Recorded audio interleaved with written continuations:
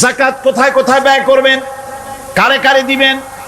আল্লাহ রাব্বুল আলামিন বলেন, ইন্নামাস সাদাকাতু লিল ফুকারাই ওয়াল মাসাকিন ওয়াল আমিলিনা আলাইহা ওয়াল মুআল্লাফাতি কুলুবুহুম ওয়া ফির রিকাব والغارمين وفي سبيل الله وابن السبيل فريضة من الله والله عليم حكيم। সূরা তাওবার মধ্যে আল্লাহ পাক যাকাত কোথায় কোথায় দিবেন খাতগুলি আল্লাহ বলে দিচ্ছেন। কোন আলহামদুলিল্লাহ। যেখানে সেখানে যাকাত দেওয়া যাবে না। যাকাতের জন্য খাত হচ্ছে 8টা। যাকাতের জন্য খাত কয়টা? 8টা। 8টি খাতে আপনার যাকাতের টাকা আপনি ব্যবহার করবেন, ব্যয় করবেন। প্রথম দিবেন ফকিরদেরকে। প্রথম দিবেন কাদেরকে? ফকির। ফকির কারা? ফকির হচ্ছে নিজের জীবন জীবিকায় অন্যের মুখাপেক্ষী। তারপরে শিশু, এতিম, বিধবা, জীবন চালানো খুবই কষ্টকর, অভাবগ্রস্ত লোক, এরা হচ্ছে ফকির। আর মিসকিন হচ্ছে যারা নিজেদের প্রয়োজন উপযোগী অর্থ উপার্জন করার সামর্থ্য নাই, আর মানুষের কাছে আত্মমর্যাদার কারণে হাত পাততেও পারে না। এক কথায় এক গরিব ভদ্রলোক। আল্লাহ কোরআন শরীফে বলেছেন যে এদের চেহারা দেখে বুঝো জ্বর পেটে খাবার নাই, অথবা সে অসুবিধায় আছে। চেহারা দেখে বুঝে তাকে সাহায্য করো। সে এমন শরীফ মানুষ আছে না আমাদের সমাজে? লোক এরকম আছে না? আছে কিনা? ঘরের মধ্যে 3 দিনও রান্না হয় নাই, কিন্তু দাড়ি টাড়ি সুন্দর করে আশ্রায়া জামাটা পরিপাটি করে গায়ে দিয়ে বেরোচ্ছে, কারোর কাছে হাত পাতে না। তার সরাপাতে তার ভদ্রতায় বাঁধে। ওনার সরাপথে বেঁধেছে, উনি চাবেন না কারো কাছে, কিন্তু উনাকে যিনি সৃষ্টি করেছেন সে আল্লাহ রাব্বুল আলামিন শোনায় দিচ্ছেন, বান্দারা আমার ওই গরিব ভদ্রলোককে খাবার দাও। ওরা হচ্ছে মিসকিন। এরপরে আমিলিন, 3 নম্বরে আমিলিন, অর্থাৎ যারা যাকাত সরকারি ভাবে যাকাত যারা আদায় করে, সেই আদায়কারীদেরকে এই যাকাতের টাকা দিয়ে তাদের সম্মানী দিতে বলা হয়েছে। ইসলামী গভর্নমেন্ট আসলে যাকাত তো আর আপনার খুশি মতো থাকবে না, যাকাত দিতে আপনি বাধ্য হবেন। যাকাত দিতে আপনি বাধ্য হবেন। যাকাত আদায় করবে গভর্নমেন্ট। কে আদায় করবে? গভর্নমেন্ট আদায় করবে, আর গভর্নমেন্ট ডিস্ট্রিবিউট করবে। ওয়াল মুআল্লাফাতিল কুলুব, মনতুষ্টির জন্য, যাদের মন জয় করতে হবে এই ধরনের লোকদেরকে। ওয়ার রিকাব, আর গলদেশের মুক্তিদানের জন্য। ওয়াল গারিমিন, আর ঋণগ্রস্ত ব্যক্তি। তা আবার এমন পর্যায়ের যে ঋণ পরিশোধ করতে গেলে যদি তার এমন অবস্থা হয় যে তার কাছে যাকাত দেওয়ার মতো টাকা থাকে না, এরকমের অবস্থা যদি হয়, তাহলে যাকাতের টাকা দিয়ে তার ঋণ পরিশোধ করে দেওয়া যেতে পারে। ফি সাবিলিল্লাহ। এরপরে হচ্ছে জিহাদের রাস্তা। জিহাদের রাস্তা মানে জিহাদ যখন শুরু হবে, সেই জিহাদের ময়দানে আপনি বন্দুক রাইফেল কিনে দেওয়ার সাহায্য করবেন, সেটা নয়। কিন্তু শুধু এটাকেই বোঝানো হয় নাই। ফি সাবিলিল্লাহ বলতে বোঝানো হয়েছে আল্লাহর রাস্তায় সংগ্রামরত সব ব্যাপারে আপনি সাহায্য করবেন। ইসলামী আন্দোলনের জন্য করবেন, যারা ইসলামের জন্য বইপত্র লেখে তাদের জন্য করবেন, যদি পয়সায় কুলাতে না পারে সেখানে সাহায্য করবেন। ইসলামী আন্দোলনকে বিজয় করার জন্য সাহায্য করবেন। এক কথায় আল্লাহর রাস্তা বলতে যা বুঝায় এগুলিকে দিবেন। ইবনে সাবিল, এরপরে পথিক মুসাফির। পথিক মুসাফির সে যদি বাড়িতে ধনী থাকে, ঢাকায় ধনী, কিন্তু চট্টগ্রামে এসে সর্বহারা হয়ে গেছে, টাকা পয়সা সব লুটপাট হয়ে গেছে, এখন বাড়ি ফেরার উপায় নাই, যাকাতের টাকা দিয়ে তাকে সাহায্য করা যেতে পারে।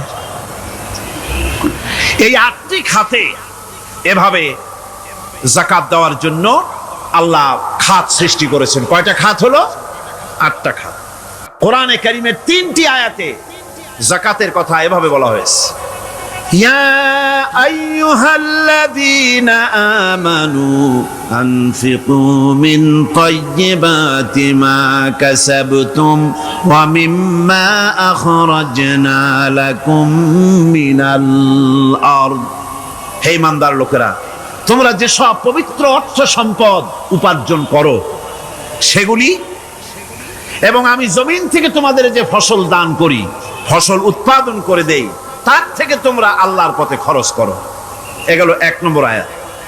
2 নম্বর, প্রথম আয়াত বলা হয়েছে সূরা বাকারায়, আর সূরা আনআমে বলা হচ্ছে কুলু মিন সামারিহি ইযা আসমারা ওয়া আতু হাক্কাহু ইয়াওমা হাসাদিহি। তার উৎপাদিত ফল ফসল তোমরা খাও, আর ফসলের একটি অংশ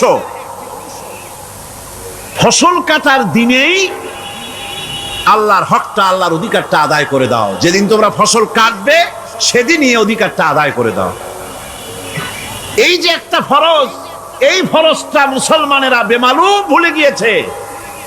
ফসলের যাকাত তারা দেয় না। ফসলের যাকাতকে বলা হয় ওশর। কি বলা হয়? ওশর। এই ওশর এখন যদি আপনি গ্রামে গিয়া কোন শিক্ষিত লোককেও যদি জিজ্ঞেস করেন, ভাই ওশর কি চেনো? সে বলবে, ভাই ওশর এটা কি জাতীয় প্রাণী, সারপোকা না তেলাপোকা না আরশোলা, আমি তো এই নামটাম তেমন শুনি টুনি নাই, বুঝবি না ওশরটা কি জিনিস। অথচ নামাজ রোজার মতোই ফরজ ওশর আদায় করা। কবে আদায় করবেন?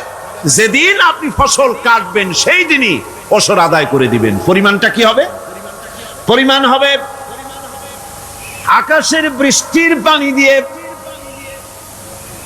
আকাশের বৃষ্টির পানি দিয়া যদি ফসল হয় তাহলে দিবেন 10 ভাগের 1 ভাগ।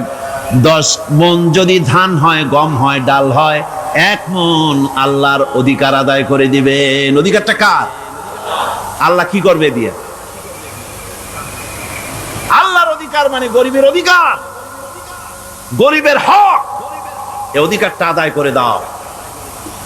10 মণ হলে কয় মণ? কি হলে? যদি আকাশের বৃষ্টির পানিতে হয়। আর যদি আপনার সেচের মাধ্যমে হয়, সেচ পরিকল্পনার মাধ্যমে পয়সা খরচ করে পেট্রোল ডিজেল লাগায়া ইঞ্জিন চালাইয়া পানি উঠাইয়া কষ্ট করে ফসল ফলাইছেন, তাহলে আল্লাহ পাক বলছেন 10 মণে 1 মণ দেওয়া লাগবে না, তোমার খরচ হইছে বেশি। বান্দারে, তোমার উপরে আল্লাহ পাক জুলুম করবেন না, এবার 20 মণ হলে তার থেকে 1 মণ দিও। সুবহানাল্লাহ। ওয়ামাল্লাহু বিযাল্লামিন লিল আবিদ। আল্লাহ রাব্বুল আলামিন তার বান্দার উপর জুলুম করেন না। সুবহানাল্লাহ। কোন এইভাবে করে ওশরের যাকাতটা তোমরা ঠিকমতো আদায় করে দিও। ওশরটা দিও, ফসলের ওশর দিও, আর টাকার যাকাত দিয়ে দিও। যারা এটা দিবে না তাদের সম্পর্কে আল্লাহ পাক সূরা তওবার ভিতরে বলেছেন, ওয়াল্লাযীনা ইয়াকনিজুনা আয-যাহাবা ওয়াল ফিদ্দাতা ওয়া লা ইউনফিকুনাহা ফি সাবিলিল্লাহি ফাবাশশিরহুম বিআযাবিন আলীম। যারা নাকি স্বর্ণ এবং রৌপ্যকে সঞ্চয় করে, জমা করে, ওয়া লা ইউনফিকুনাহা ফি সাবিলিল্লাহ, আর আল্লাহর রাস্তায় তা খরচ করে না, ফাবাশশিরহুম বিআযাবিন আলীম, তাদেরকে কঠিন পীড়াদায়ক শাস্তির সুসংবাদ দাও। পীড়াদায়ক শাস্তির কি দাও? শাস্তির কি সুসংবাদ হয় নাকি? হয়তো উচিত ছিল শাস্তির দুঃসংবাদ শোনাও, না, আল্লাহ বলছেন সুসংবাদ শোনাও। এটার দৃষ্টান্তটা আমার ভাষায় আমি মানুষকে এভাবে বুঝাই। ছেলে খুব দুষ্ট, দুষ্টামির ঠেলায় অস্থির, তার মা মোটেই সামলাতে পারছে না। তখন মা বলে, বেটা আমার কথা তো শুনলি না, তোর বাবা আসুক, তারপরে আমি তারে নালিশ করব। এমন পিট্টি দেবে, মজা টের পাবি। তখন পিট্টি দিলে কি মজা লাগে নাকি? তার মানে শাস্তির তীব্রতা বুঝাবার জন্য বলা হচ্ছে, মজাটা টের পাবা। আল্লাহ রাব্বুল আলামিন বলছেন, কঠিন পীড়াদায়ক শাস্তির সুসংবাদ ওদের দাও, সোনা রূপা যারা জমা করে রাখে, যাকাত দেয় না, আল্লাহর রাস্তায় খরচ করে না। সোনা এখন পুরুষেরাও ব্যবহার করা আরম্ভ করছে। অবশ্য চিটাগংয়ে এমন কাম শুরু হয় নাই। ছাত্র, শিক্ষক, অফিসার গলা একটা সোনার চেন, শীতের দিনেও সামনের বোতাম খুলে রাখে যাতে চেনটা সকলে দেখে। মিয়া সাহেব, এটা সোনার চেন না, জাহান্নামের আগুনের শিকল পড়েছো। পুরুষের জন্য এক রত্তি সোনাও হারাম। তোমার শরীরের সৌন্দর্য বাড়াবার জন্য স্বর্ণ ব্যবহার করতে পারবে না। স্বর্ণ রৌপ্য জমা করলো আর আল্লাহর রাস্তায় খরচ করলো না। রব্বুল আলামিন বলেন, ইয়াউমা ইউহমা আলাইহা ফি নারি জাহান্নামা ফাতুকওয়া বিহা জিবাহুহুম ওয়া জুনুবুহুম ওয়া যুহুরুহুম। একদিন আসবে এমন যেদিন এই সঞ্চিত ধনরাশি, সোনা দানাগুলি জাহান্নামের আগুন দিয়ে জ্বালানো হবে। আর জাহান্নামের আগুন দিয়ে জ্বালায়া এইগুলি দিয়ে তার পিঠের উপরে আর পাঁজরে সিল মারা হবে জাহান্নামের আগুন দিয়া। বলা হবে, হাদা মা কানাজতুম লিআনফুসিকুম ফাযুকু মা কুনতুম তাকনিজুন। মজা চাখো, স্বাদ গ্রহণ করো। এ হলো তোমার সেই সঞ্চিত সম্পদ, সঞ্চিত ধনরাশি যা তুমি জমা করেছো আর আল্লাহর রাস্তায় খরচ করনি। এখন এর শাস্তি গ্রহণ করো। সুতরাং সঞ্চয় করা, মাল জমা করা এক শ্রেণীর লোক আছে। আল্লাহ পাক বলছেন, আল্লাযী জামা মালান ওয়া আদ্দাদা। মাল জমা করে আর মোছে তেল মাখে। টেলিফোন করে, হ্যালো, সোনালী ব্যাংকের ম্যানেজার সাহেব নাকি? বলে, হ্যাঁ, দেখুন তো আমার ব্যালেন্সটা কত। উনি বললেন, বল্টু সাহেব, আপনার ব্যালেন্স হচ্ছে 50,77,372 টাকা 79 পয়সা। তখন মোজ ঘষে, আতর লাগায়, তেল মাখে আর মনে মনে আনন্দ হয়, আরো কিছু জমা করতে পারলেই তো কোটির কোটায় পৌঁছে যাব। আল্লাযী জামা মালান ওয়া আদ্দাদা। মাল জমা করে আর গুনতে থাকে, আল্লাহর রাস্তায় খরচ করে না। আল্লাহ রাব্বুল আলামিন বলছেন, খুয মিন আমওয়ালিহিম সাদাকাতান তুতাহহিরুহুম ওয়া তুযাক্কিহিম বিহা। তাদের অর্থ সম্পদ থেকে যাকাত উসুল করে তাদেরকে পবিত্র করে দাও। যাকাত আদায় করার মানেই হলো তার সম্পদগুলি পাক হয়ে গেল। কোন আলহামদুলিল্লাহ, সম্পদ পাক হয়ে গেল, পবিত্র হয়ে গেল। আর যেই সম্পদের যাকাত দেওয়া হয় না, আল্লাহর রাস্তায় খরচ করা হয় না, তা সম্পূর্ণরূপে অপবিত্র, নাপাক। কি পরিমাণ সম্পদের নিসাবটা কেমন হবে? নিসাব হবে 52.5 তোলা রৌপ্য যদি আপনার কাছে থাকে, আপনি বাজার দর হিসাবে যাকাত দিবেন। স্বর্ণ 7.5 তোলা পর্যন্ত যদি হয়ে যায়, তাহলে অবশ্যই বাজার দর হিসাবে প্রতি বছর তার যাকাত দিবেন। ছাগল যদি 40টা থাকে, যাকাত দিবেন। গরু যদি 30টা থাকে, তাহলে যাকাত দিবেন। যাকাতের মাসলাটা খুবই কঠিন। যেখানে সেখানে গিয়ে জিজ্ঞেস করে এর জবাব পাওয়া সুকঠিন হয়ে যাবে। এই জন্য মাল পবিত্র করার জন্য, জাহান্নামের কঠিন শাস্তি থেকে বাঁচার জন্য আমি আপনাদেরকে উপদেশ দেব, সাজেশন করব, পরামর্শ দেব একটা বই পড়ার জন্য। বইটা লেখক হচ্ছেন আল্লামা ইউসুফ আল কারজাবী। বর্তমান আসরে, এই বর্তমান বিশ্বের একজন সাহসী মুফাক্কির ইসলাম, কাতার ইউনিভার্সিটির শরিয়া ফ্যাকাল্টির ডিন। তার লেখা ফিকহুজ যাকাত, বিশাল এই আরবি গ্রন্থের অনুবাদ করেছেন অনুবাদ রাজ্যের রাজা, এদেশে ইসলামী আন্দোলনের, এই ভূখণ্ডের পুরোধা ইসলামী আন্দোলনের বর্তমান সব নেতাদের ওস্তাদ আল্লামা হযরত মাওলানা আব্দুর রহিম সাহেব রাহিমাহুল্লাহ। আল্লাহ তাকে জান্নাতুল ফেরদাউসের মেহমান বানায় নিক, জোরে কোন আমিন। তিনি এটার অনুবাদ করেছেন ইসলামে জাকাতের বিধান। ইসলামে, নামটা মনে রাখেন, ইসলামে জাকাতের বিধান। ইসলামী ফাউন্ডেশন বইটা বের করেছে, এত বড় 2টি খণ্ড। এই বইটি আপনারা সংগ্রহ করবেন, ইসলামের জাকাত বিধান। বইটি আপনারা সংগ্রহ করবেন মনে করে। আল্লাহর রাহে যে আপনি খরচ করবেন, সেই খরচ করার জন্য আল্লাহ রাব্বুল আলামিন কয়েকটা মূলনীতি দিয়েছেন। কিভাবে, কি মন মানসিকতা নিয়ে খরচ করবেন। খরচ করলেই কিন্তু সওয়াব হবে না। আতর মাখবেন, যদি চিন্তা করেন যে আতর মাখলাম, মাহফিলে যাব, মসজিদে যাব, লোকেরা টের পাবে যে বেটা আতর একখান মাখছে, তো খামো খাই আপনার আমও গেল, সালাও গেল, কোনো সওয়াব হইল না। আর যদি আতর মাখেন এই নিয়ত করে আতর মেখেছি, রাসূল পাক সাল্লাল্লাহু আলাইহি ওয়াসাল্লামের একটা সুন্নাত আমল করলাম, আল্লাহ রাব্বুল আলামিন অসংখ্য নেকি আমল নামায় লিখে দিবেন। নিয়তের উপরে দারমাদার করছে সবকিছু। এখন আপনি যে খরচ করবেন, সেই খরচটা কিভাবে করবেন, কি মন মানসিকতায় করলে পরে আল্লাহ খুশি হবেন, সেই কথাটি আল্লাহ পাক কোরআনে কারীমের মধ্যে বলছেন। আমি আপনাদের সামনে সেগুলি বলছি। দানটা হতে হবে কেবলমাত্র আল্লাহরে খুশি করার জন্য। মনে রাখেন, এটা হলো এক নম্বর। কি দানটা হতে হবে কারে খুশি? জোরে কর। আল্লাহ পাক বলছেন, ওয়ামা তুনফিকুনা ইল্লা ইবতিগা ওয়াজহিল্লাহ, তোমরা যা কিছু খরচ করো তাতে আল্লাহর সন্তুষ্টি লাভ করা ছাড়া মনের মধ্যে অন্য কিছু যেন লক্ষ্য না থাকে। শুধুমাত্র আল্লাহর সন্তুষ্টি মনের মধ্যে তোমরা রাখবে। আর কাউকে কোন জিনিস দিয়ে তার কাছে অনুগ্রহ প্রকাশ করতে পারবে না। আমি তোমার এই উপকার করছিলাম, তুমি নেমক হারামের মতো আজ কথা বলো, এরকম বলে না? কাউকে কিছু দিয়ে অনুগ্রহ প্রকাশ করবা না, তার মনে ব্যথা দিবা না।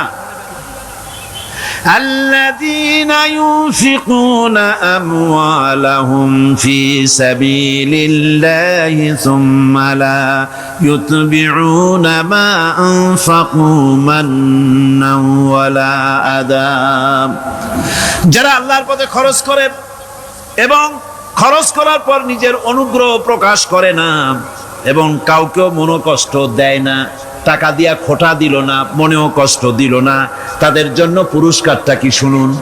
আল্লাহ পাক বলেন পুরস্কার হচ্ছে লাহুম আজরুহুম ইনদা রাব্বিহিম ওয়ালা খাউফুন আলাইহিম ওয়ালা হুম ইয়াহজানুন, ওদের জন্য তার পরওয়ারদিগারের কাছে রয়েছে বিরাট পুরস্কার, আজরে আজিম। এদের জন্য কোনো ভয় নাই, কোনো চিন্তাও নাই, কিয়ামতে ডাইরেক্ট জান্নাতে চলে যাবে। সুবহানাল্লাহ। দানের এত ফজিলত যা ভাই আমি বলে শেষ করতে পারবো না, এত ফজিলত আল্লাহ দানের মধ্যে রেখেছেন। ত্যাগেই তো শান্তি, ভোগে শান্তি নাই, মজা কিসে? যারা কন্যা মজা কিসে? ত্যাগের ভিতরেই মজা। এরপরে আল্লাহ পাক বলছেন আল্লাহর পথে 3 নম্বরে হতেছে আল্লাহর পথে যা খরচ করবা বেছে বেছে ভালো জিনিসটা দিও, বাইসা বাইসা ছেঁড়া জামাটা দিও না। পকেটে হাত দিয়া দান করবে, পকেটে হাত দিয়া হাত আর বাইর করে না। কারণ কি? খুঁজে দেখে যে 10 পাই না, 4 আনা, কম পয়সাটা দেবে, ভালোটা দেবে না। টাকা বের করে ওর মধ্যে ময়লা পচা গন্ধ লাগে, ওইটা দান করবে, আর টাটকা টাকাটা পকেটে রেখে দেবে। এই স্বভাব আমাদের আছে কিনা? আছে কিনা? আরে বাবা, টাকা কি আপনি পকেটে রাখতে পারবেন? ওটা দেওয়া লাগবে না, এরে দেন তারে দেন, কাউকে কিন্তু দেবেনি। আমাদের এই বদভ্যাস আল্লাহ আমাদেরকে মাফ করুন, কোন আমিন বলেন। আমিন। দান করার সময় বেছে বেছে খারাপটা দিও না, ছেঁড়া কাপড়টা দিও না, অখাদ্য কুখাদ্য দান করো না। বিয়ার মজলিস, বিবাহে অনেক লোক দাওয়াত দিয়েছে, বেশি করে রান্না করছে, কম যদি হয়ে যায় বড় মিয়ার ইজ্জত নষ্ট হয়ে যাবে। মেহমান কম আসলো, এখন এই খাবারগুলি না পারিয়া তারপরে গরিবদের দেয়, না পেরে যখন খাবার কেউ নাই তখন গরিবদের দেয়। গরিবদের উদ্দেশ্য করে কিন্তু বানানো হয় নাই। এটা হলো একজনের রুটি খাচ্ছিল, এক কৃপণ বখিল রুটি খেতে বসেছে, সিল একটা এসে রুটিতে সু মারলো, সু মেরে রুটিটা নিয়ে গেছে। বেচারা পিছনে পিছনে দৌড় আরম্ভ করছে গালি দিতে দিতে। মরার সিল আর তুই জায়গা পাইলি না। চিলের পিছনে দৌড়াতে দৌড়াতে নদীর পাড়ে চলে আসছে। সিলও দেখে যে আল্লাহ, এমন এক বেকায়দার লোকের রুটি নিলাম, কোনো গাছেও বসতে পারি না তার ঢিলার জ্বালায়। শেষ পর্যন্ত পাশে ছিল নদী, নদীর উপর দিয়া চিল উড়িয়া ওপার যাওয়া আরম্ভ করছে। বখিল বেচারা দাঁড়াই থাকে, দিলাম ফি সাবিলিল্লাহ, আল্লাহর রাস্তায় দিলাম। এর তো কোনো মানে নাই।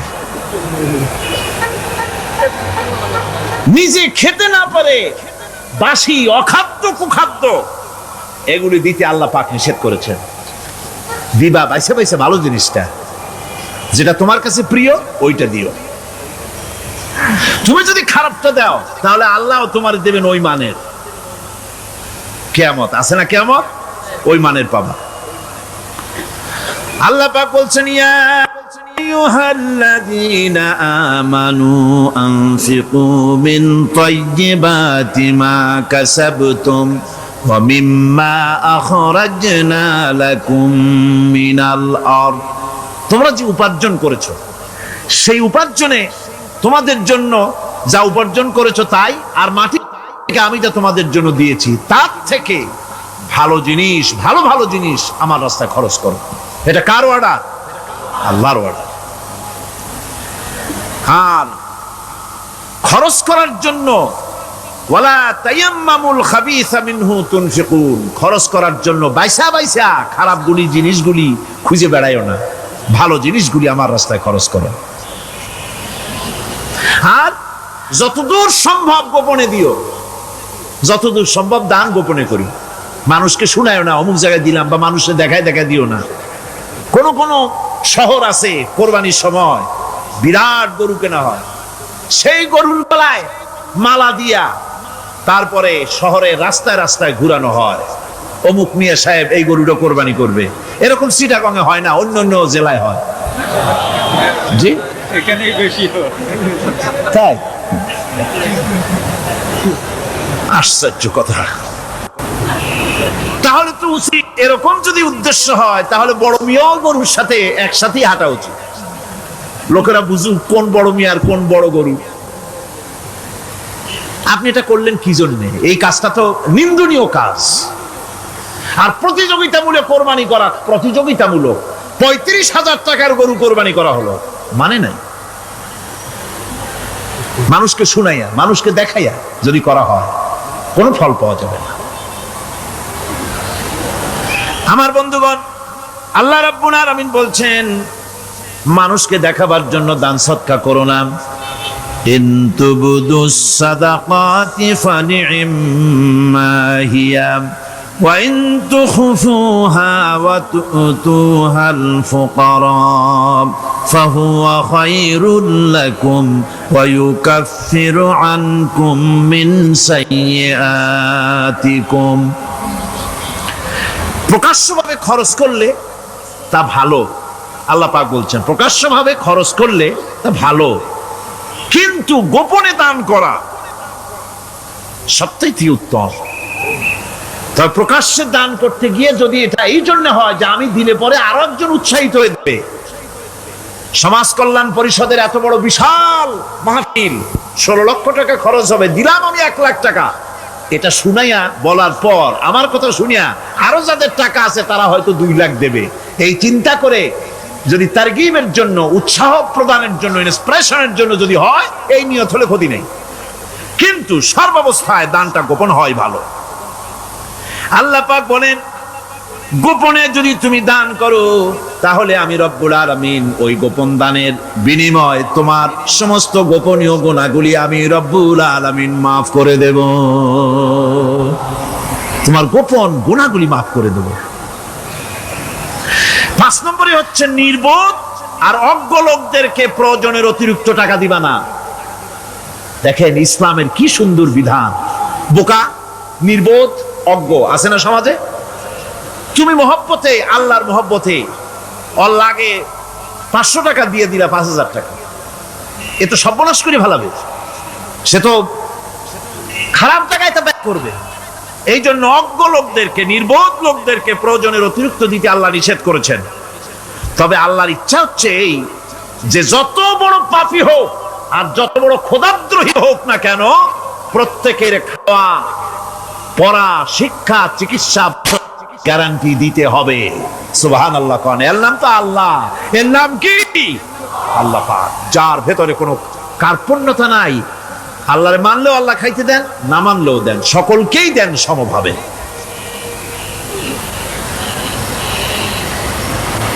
6 নম্বরে হচ্ছে কারো প্রয়োজন পূরণের জন্য যদি ধার দেওয়া হয়, যদি কাউকে ধার দেন, তা করার জন্য বারবার তাকে টাকাটা দেওয়া যাবে না।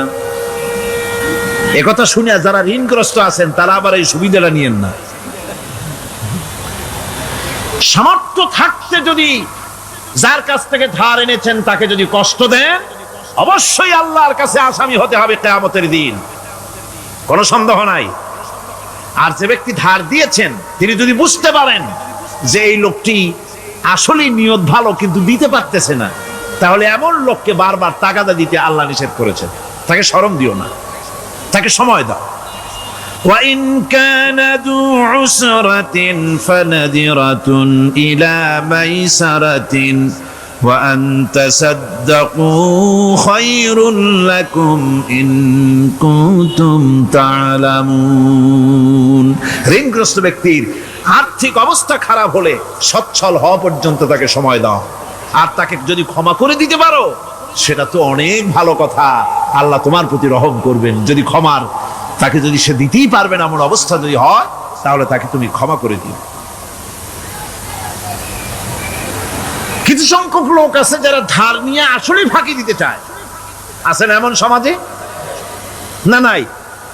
কিছু লোক আছে ধার নেয়, ভাই দেব 1 মাসের মধ্যে, কোনো সন্দেহ নাই। 6 মাস যায় তারপরেও দেয় না, অন্য কাজ করে মিটাই, অন্য কাজ মিটায়, কিন্তু এর টাকা পরিশোধ করে না। এরকম লোকও আছে, তারা আল্লাহর কাছে দায়ী হবে।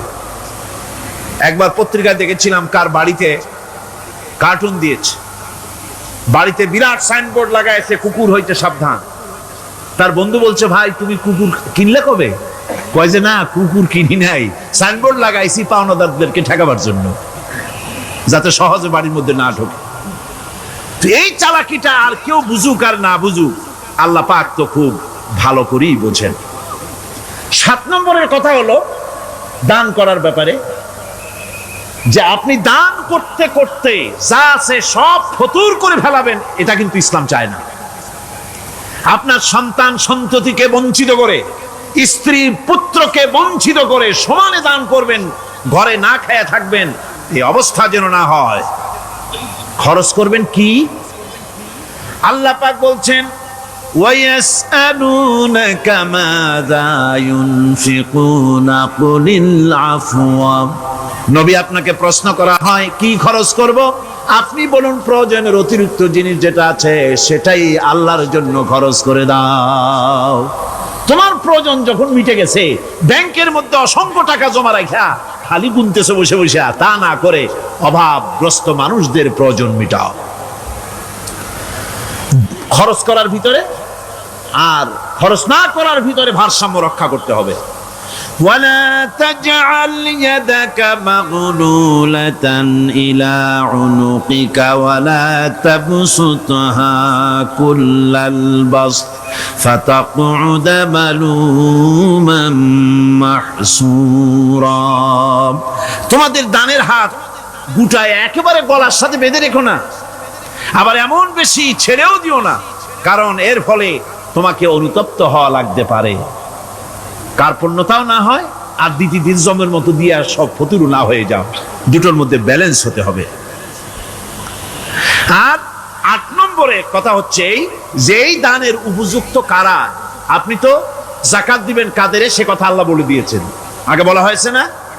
কয়টা খাতে দিবেন? মাশাআল্লাহ, মনে আছে আপনাদের। আর এমনি সাধারণ দান সাদকা কাদেরকে দিবেন, উপযুক্ত পাত্র কারা, তার একটা লিস্ট আল্লাহ দিচ্ছেন। وَبِالْوَالِدَيْنِ إِحْسَانًا وَبِذِي الْقُرْبَى وَالْيَتَامَى وَالْمَسَاكِينِ وَالْجَارِ ذِي الْقُرْبَى। নিজের পিতামাতা, নিকট আত্মীয়, ইয়াতীম, মিসকিন এবং আত্মীয় প্রতিবেশী, তাদেরকে দিবে। আমি কিন্তু এখন যাকাতের কথা বলছি না, মা বাপকে যাকাত দেওয়া যাবে না। এটা হচ্ছে দান, সহযোগিতা করা, ইহসান করা। এই ইহসান মা বাপকে, প্রতিবেশী আত্মীয় যারা, মিসকিন যারা, এতিম যারা, অনাত্মীয় প্রতিবেশী যারা, চলার সাথী, প্রবাসী এবং নিজের চাকর চাকরানি যা কিছু আছে, এই সকলকেই এই সাহায্য করতে হবে, এ কথা আল্লাহ বলে দিয়েছেন। এবং আমরা যে আয়াত আলোচনা করতেছি সে আয়াতের ভিতরেও এই ফেরেশতা আল্লাহ পাক বলে দিয়েছেন। আল্লাহর রাস্তায় যারা দান করবে তাদের সম্পর্কে আল্লাহ বলছেন এখন, মাসালুল লাযীনা ইউনফিকুনা আমওয়ালাহুম ফি সাবিলিল্লাহি কামাসালি হাব্বা। আল্লাহর রাস্তায় খরচ করা এর দৃষ্টান্ত হলো একটা দানার মতো, যেই দানাটা থেকে 7টা ডাল বেরিয়ে গেল। ফি কুল্লি সুমবালাতিন মিআতু হাব্বা, একটা দানা থেকে 7টা ডাল বেরোলো, এক একটা ডালে 100 করে দানা হলো, সব মিলাইয়া 700 দানা হয়ে গেল। ওয়াল্লাহু ইউদাইফু লিমান ইয়াশা ওয়াল্লাহু ওয়াসিউন আলীম।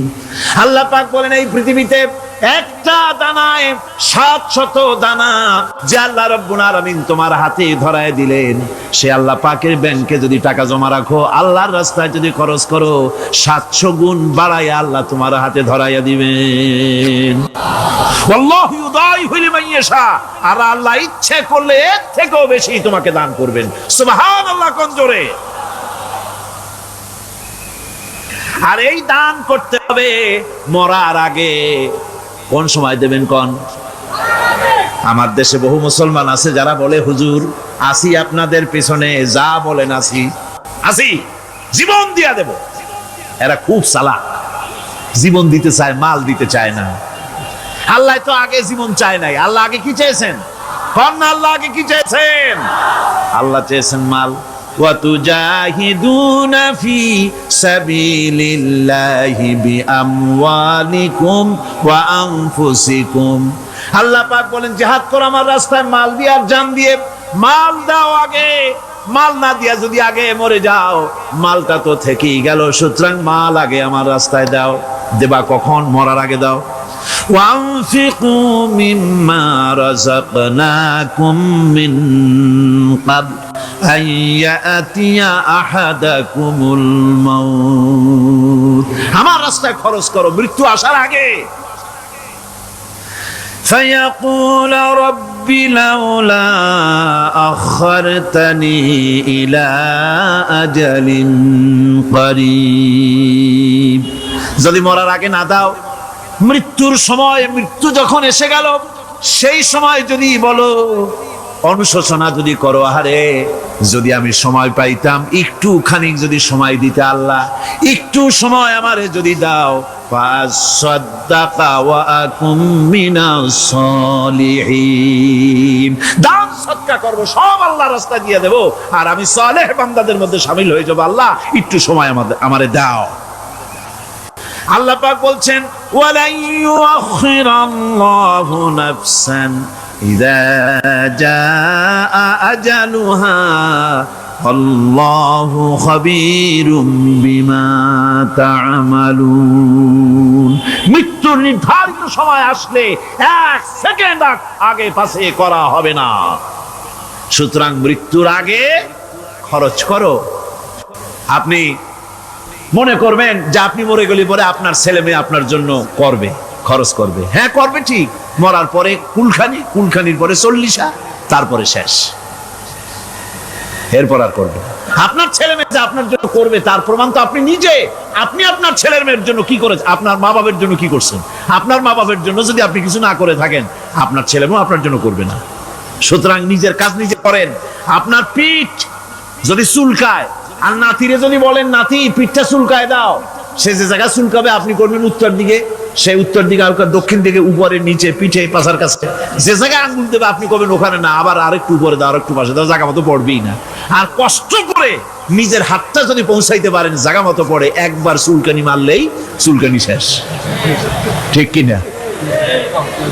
সুতরাং আপনি অন্যের উপরে ভরসা না করে নিজের খরচ নিজেই করে যান, নিজের কাজ নিজে করে যান, আল্লাহর রাস্তায় খরচ করে যান, বেশি পরিমাণে খরচ করেন। যত খরচ করবেন আল্লাহ রাব্বুল আলামিন রাজি হয়ে যাবে। কোন সুবহানাল্লাহ। ভিত্তিক অর্থ ব্যবস্থা কায়েম করে, আর অনিসলামিক সরকার সুদ ভিত্তিক অর্থ ব্যবস্থা কায়েম করে। যাকাত আর সুদের মধ্যে পার্থক্য কি? যাকাত হচ্ছে, এক কথায় বুঝাই, ব্যাখ্যা দেব না, এক কথায় বুঝাবো। যাকাত হচ্ছে ধনীদের কাছ থেকে নেও, গরিবদেরকে দাও। আবার শুনুন, যাকাত হচ্ছে ধনীদের কাছ থেকে নাও, গরিবদেরকে দাও। আর সুদ হচ্ছে গরিবদের কাছ থেকে নাও, ধনীদেরকে দাও।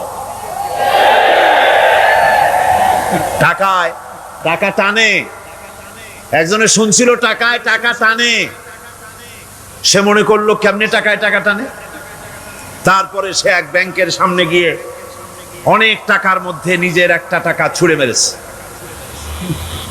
ঘন্টা 2 দাঁড়ায় আছে, দেখে যে তার টাকা আসে না।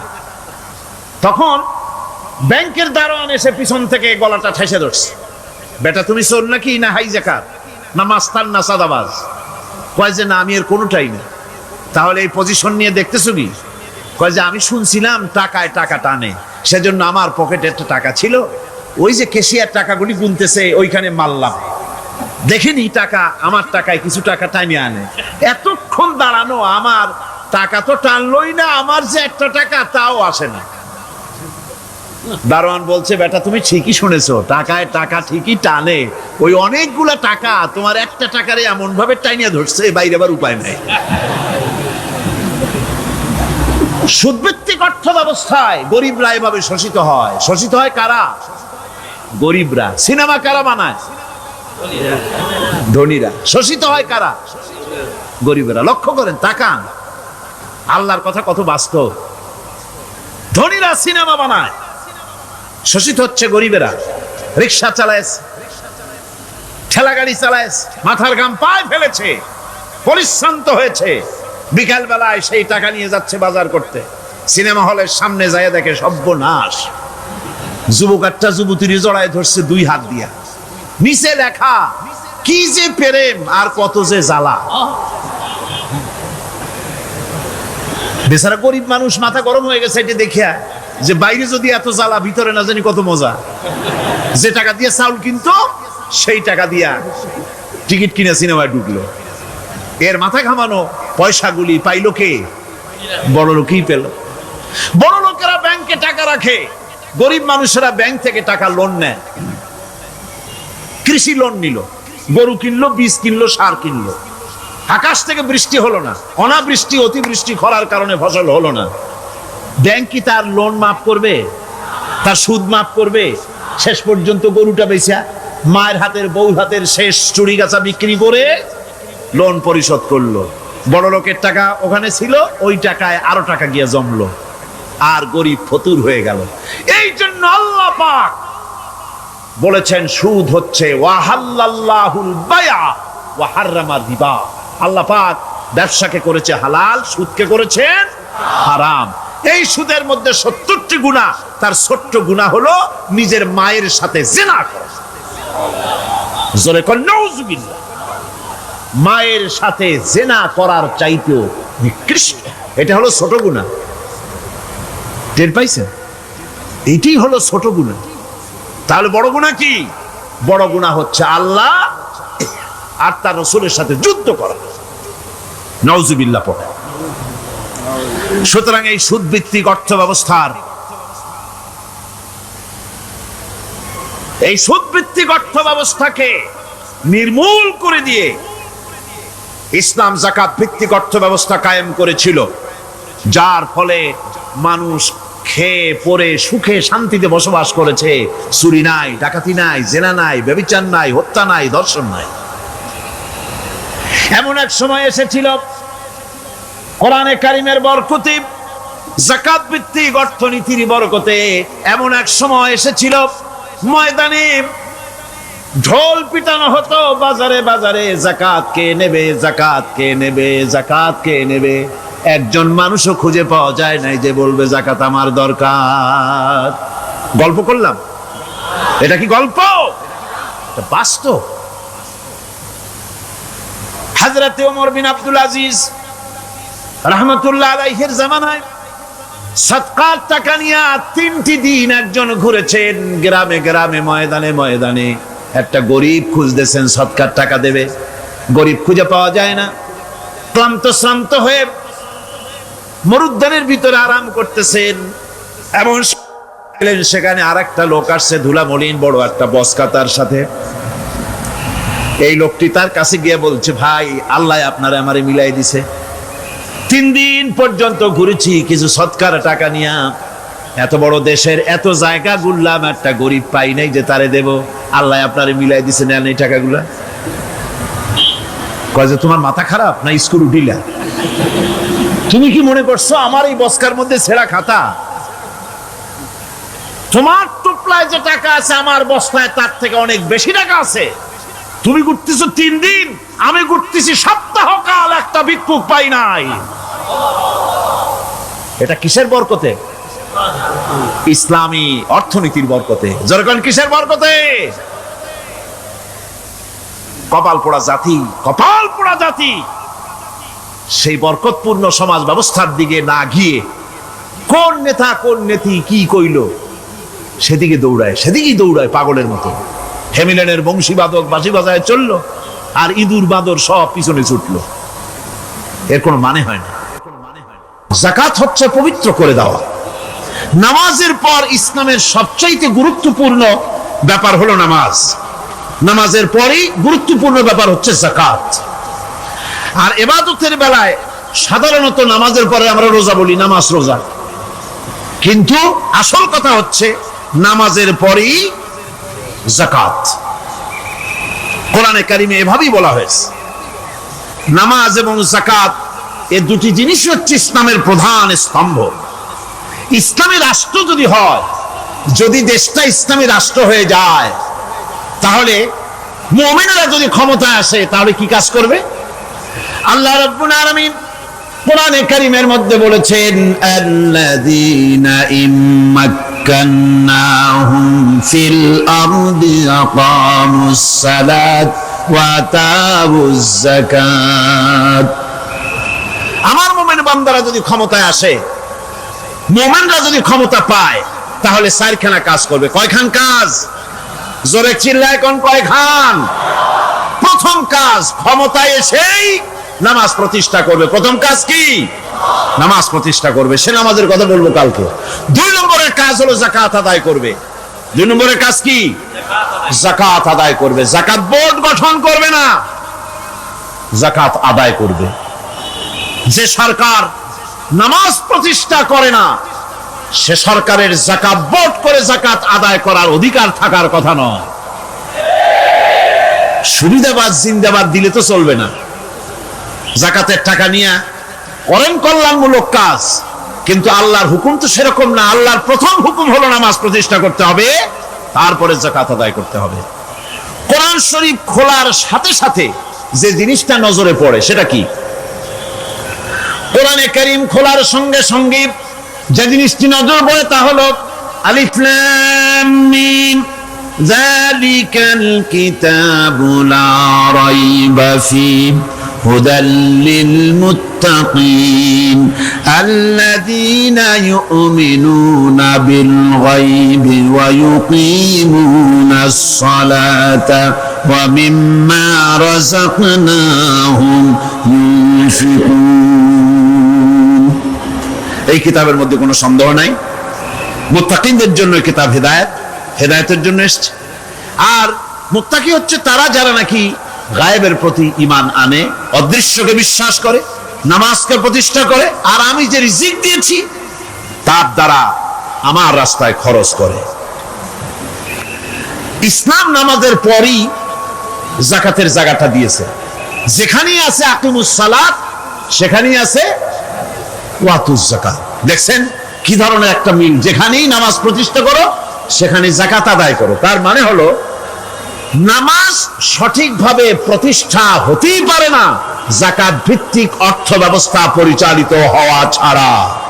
কারণ একটি গরিব মানুষ, পেটে খাবার নাই, সে নামাজ পড়তে যখন দাঁড়িয়েছে তার নিজের পেটে খাবার নাই, তার বাচ্চা অসুখে তড়পাচ্ছে, তার ছেলের পরীক্ষার ফি নাই, ফি দেওয়ার মতো পয়সা নাই, তার স্ত্রীর পরনে কাপড় নাই, নামাজ পড়তে দাঁড়িয়েছে, স্বাভাবিকভাবেই নিজের ক্ষুধার যন্ত্রণা, বিবি বাল বাচ্চার কষ্টের কথা এগুলি তার মনের মধ্যে তোলপাড় করে উঠবে। এ কথা আল্লাহর চাইতে আর কে ভালো বুঝবে? সেই জন্য আল্লাহ পাক বলেছেন, আকিমুস সালাত ওয়া আতুজ যাকাত, নামাজ প্রতিষ্ঠা করো, যাকাত আদায় করো। নামাজ আর যাকাতকে পাশাপাশি রাখা হয়েছে। আর এই নামাজ আর যাকাত দুনিয়ার সমস্ত নবীদের উপর আল্লাহ ফরজ করেছিলেন। কোন সুবহানাল্লাহ। এ শুধু আপনার আমার নবীর উপরে না, দুনিয়ার সব নবীদের উপরে নামাজ আর যাকাত কি ছিল? ফরজ। হযরত ইব্রাহিম আলাইহিস সালাম এবং তার বংশের নবীদের কথা উল্লেখ করার পর আল্লাহ রাব্বুল আলামিন বলছেন, ওয়াজআলনাহুম আইম্মাতান ইয়াহদুনা বিআমরিনা وأوحينا إليهم فعل الخيرات وإقام الصلاة وإيتاء الزكاة وكانوا لنا عابدين وجعلناهم أئمة আমি সমস্ত নবীদেরকে নেতা বানাইছি। সমস্ত নবীরা কি? আর এক শ্রেণীর, কি বলবো আমি, আমার কাছে ভাষা আসতেছে না, এক শ্রেণীর ভদ্রলোকগুলি ওনারা বলেন নবীদের নেতা কওয়া যাবে না। আশ্চর্য কথা, এই আয়াতের অর্থ তারা কি করবেন? ওয়াজআলনাহুম আইম্মাতান, নবীদের কথা বলা হচ্ছে, আমি সমস্ত নবীদেরকে নেতা বানিয়েছি, তাদেরকে আমি নির্দেশ করেছি ভালো কাজের, তারা কল্যাণমূলক কাজ করবে এটা নির্দেশ করেছি, নেতা বানিয়েছি। আর তাদেরকে বলেছি কল্যাণমূলক কাজ করার জন্য, নামাজকে প্রতিষ্ঠা করার জন্য, যাকাতকে আদায় করার জন্য। আর তারা সবাই ছিল আমার অনুগত, বাধ্যগত। নবীরা সব হলেন নেতা। নবীরা কি?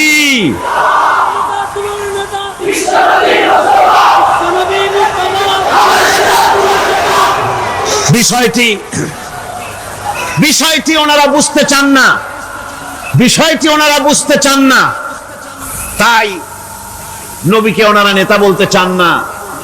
বাংলায় আপত্তি করেন, সাইয়েদেনা বলতে আপত্তি করেন না। সাইয়েদেনা মানেই তো আমাদের নেতা, দরুদ শরীফ পড়লেই তো আল্লাহুম্মা সাল্লি আলা সাইয়েদেনা বলি, মানেই হলো আমাদের নেতা। ইংরেজিতে বললে অসুবিধা নাই, উর্দুতে বললে অসুবিধা নাই, আরবিতে বললে অসুবিধা নাই, বাংলায় নেতা বললেই অসুবিধা। কেন হইল? কারা জানি স্লোগান দেয়, অমুক আমার নেতা, তোমার নেতা অমুক তমুক, সেই জন্য হুজুর সাল্লাল্লাহু আলাইহি ওয়াসাল্লাম নেতা কওয়া যাবে না। একটা কথা হইল, রাসূল করিম সাল্লাল্লাহু আলাইহি ওয়াসাল্লাম নবীরাই যদি নেতা না হন, তাহলে নবীরা কি অনুসারী? নাউযুবিল্লাহি মিন যালিক। রাসূলকে বলা হয় ইমামুল মুরসালিন। আমাদের হুজুরকে কি বলা হয়? আমাদের রাসূলকে কি বলা হয়? ইমামুল মুরসালিন। মানে কি? সমস্ত নবীদের নিয়ে উনি নামাজের, সমস্ত নবীর একটা মসজিদে নামাজ পড়তেন, উনি সেখানে ইমামতি করতেন নাকি? না, সমস্ত নবীদের তিনি ইমাম, নেতা। সুবহানাল্লাহ। সুতরাং এটা এক ধরনের মূর্খতা। আল্লাহ পাক বলছেন, আমি সমস্ত নবীদেরকে নেতা হিসাবে পৃথিবীতে প্রেরণ করেছি, তারা হচ্ছেন নেতা। তাদেরকে আমি হেদায়েত দিয়েছি, আমি হুকুম করেছি, ওহীর মাধ্যমে জনকল্যাণমূলক কাজ তোমরা করো, নামাজ প্রতিষ্ঠা করো, কল্যাণমূলক কাজ করো, ফেলাল খায়রাত, কল্যাণমূলক কাজ করো, আর নামাজ প্রতিষ্ঠা করো, যাকাতকে আদায় করো। আর তারা সবাই ছিল আমার বাধ্যগত। ইসমাঈল আলাইহিস সালাম সম্পর্কে বলা হয়েছে, وَكَانَ يَأْمُرُ أَهْلَهُ بِالصَّلَاةِ وَالزَّكَاةِ وَكَانَ عِندَ رَبِّهِ مَرْضِيًّا। সে তার স্বজনদেরকে নামাজের হুকুম করত, নামাজের এবং যাকাতের নির্দেশ দিতেন হযরত ইসমাঈল আলাইহিস সালাম। আর তিনি ছিলেন বিশেষ মর্যাদার অধিকারী। মূসা আলাইহিস সালাম এবং তার কওমকে আল্লাহ পাক এই অর্ডার দিয়েছিলেন। মূসা আলাইহিস সালাম বলেছিলেন, আয় আল্লাহ, আমার কওমকে যেন তুমি গজব দিও না, তাদেরকে তুমি শাস্তি দিও না। আল্লাহ পাক হযরত মূসা আলাইহিস সালামের এই প্রার্থনার জবাবে আল্লাহ পাক বললেন, আযাবি উসিবু বিহি মান আশাউ ওয়া রাহমাতি ওয়াসিআত কুল্লা শাই। আমি যাকে চাইবো আমার আযাবে নিক্ষেপ করব, তবে সকল জিনিসের উপর আমার রহমত পরিবেষ্টিত আছে। তবে হ্যাঁ, ফাসাকতুবুহা লিল্লাযীনা ইয়াত্তাকুনা ওয়া ইউতুনাজ যাকাতা ওয়াল্লাযীনা হুম বিআয়াতিনা ইউমিনুন। আমি এই রহমত কেবলমাত্র তাদের জন্য লিখে রাখবো যারা নাকি নামাজ প্রতিষ্ঠা করবে আর যারা যাকাত আদায় করবে, আমি তাদেরকে আমার গজব থেকে বাঁচাইয়া দেব। যাকাত যারা আদায় করবে আমি তাদেরকে আমার শাস্তি থেকে, গজব থেকে রক্ষা করব। রাসূল করিম সাল্লাল্লাহু আলাইহি ওয়াসাল্লামের পূর্বে শেষ নবী হচ্ছেন হযরত ঈসা আলাইহিস সালাম। তাকে আল্লাহ পাক এই অর্ডারই করেছেন। কোরআনে কারীমে বলা হচ্ছে, ওয়াজআলানি মুবারাকান আইনামা কুনতু ওয়া আওসানি বিস-সালাতি ওয়াজ-যাকাতি মা দুমতু হাইয়্যা।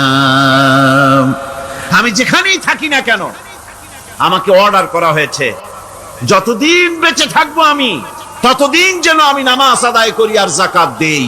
ঈসা আলাইহিস সালাম বলছেন, আল্লাহ পাক আমার উপরে নির্দেশ করেছেন আমি যেখানেই থাকি আর যতদিন বাঁচি আমাকে নামাজ আর যাকাত এই দুটি জিনিস সম্পর্কে আল্লাহ পাক আমাকে আদেশ করেছেন। এখন যাকাত দিতে হবে, গুরুত্বপূর্ণ ব্যাপার। মানুষেরা অবহেলায় যাকাত থেকে নিজেকে বঞ্চিত রেখেছে, মাহরুম রেখেছে এত বড় একটি নিয়ামত থেকে। সমাজকে মাহরুম করছে, যাকাত দিচ্ছেন। কোরআনে কারীমের 3টি আয়াতে যাকাতের কথা এভাবে বলা হয়েছে, ইয়া আইয়ুহাল্লাযীনা আমানু আনফিকু মিন তাইয়্যিবাতি মা কাসাবতুম ওয়া মিম্মা আখরাজনা লাকুম মিনাল আরদ। হে ঈমানদার লোকেরা, তোমরা যে সব পবিত্র অর্থ সম্পদ উপার্জন করো সেগুলি, এবং আমি জমিন থেকে তোমাদের যে ফসল দান করি, ফসল উৎপাদন করে দেই, তার থেকে তোমরা আল্লাহর পথে খরচ করো। এগুলো 1 নম্বর আয়াত। 2 নম্বর, প্রথম আয়াত বলা হয়েছে সূরা বাকারায়, আর সূরা আনআমে বলা হচ্ছে, কুলু মিন সামারিহি ইযা আসমারা ওয়া আতু হাক্কাহু ইয়াওমা হাসাদিহি। তার উৎপাদিত ফল ফসল তোমরা খাও, আর ফসলের একটি অংশ ফসল কাটার দিনেই আল্লাহর হকটা, আল্লাহর অধিকারটা আদায় করে দাও। যেদিন তোমরা ফসল কাটবে সেদিনই অধিকারটা আদায় করে দাও। এই যে একটা ফরজ, এই ফরজটা মুসলমানেরা বেমালুম ভুলে গিয়েছে। ফসলের যাকাত তারা দেয় না। ফসলের যাকাতকে বলা হয় ওশর। কি বলা হয়? ওশর। এই ওশর এখন যদি আপনি গ্রামে গিয়া কোন শিক্ষিত লোককে যদি জিজ্ঞেস করেন, ভাই ওশর কি চেনো? সে বলবে, ভাই ওশর এটা কি জাতীয় প্রাণী, সারপোকা না তেলাপোকা না আরশোলা, আমি তো এই নামটাম তেমন শুনি টুনি নাই, বুঝবি না ওশরটা কি জিনিস। অথচ নামাজ রোজার মতোই ফরজ ওশর আদায় করা। কবে আদায় করবে? যেদিন আপনি ফসল কাটবেন সেই দিনই ওশর আদায় করে দিবেন। পরিমাণটা কি হবে? পরিমাণ হবে আকাশের বৃষ্টির পানি দিয়ে, আকাশের বৃষ্টির পানি দিয়া যদি ফসল হয় তাহলে দিবেন 10 ভাগের 1 ভাগ। 10 মণ যদি ধান হয়, গম হয়, ডাল হয়, 1 মণ আল্লাহর অধিকার আদায় করে দিবেন। অধিকারটা কার? আল্লাহ কি করবে দিয়ে? আল্লাহর অধিকার মানে গরিবের অধিকার, গরিবের হক। এ অধিকারটা আদায় করে দাও। 10 মণ হলে কয় মণ? কি হলে? যদি আকাশের বৃষ্টির পানিতে হয়, আর যদি আপনার সেচের মাধ্যমে হয়, সেচ পরিকল্পনার মাধ্যমে পয়সা খরচ করে পেট্রোল ডিজেল লাগায়া ইঞ্জিন চালায়া পানি উঠাইয়া কষ্ট করে ফসল ফলাইছেন, তাহলে আল্লাহ পাক বলছেন 10 মণে 1 মণ দেওয়া লাগবে না, তোমার খরচ হইছে বেশি। বান্দারে, তোমার উপরে আল্লাহ পাক জুলুম করবেন না, এবার 20 মণ হলে তার থেকে 1 মণ দিও। সুবহানাল্লাহ।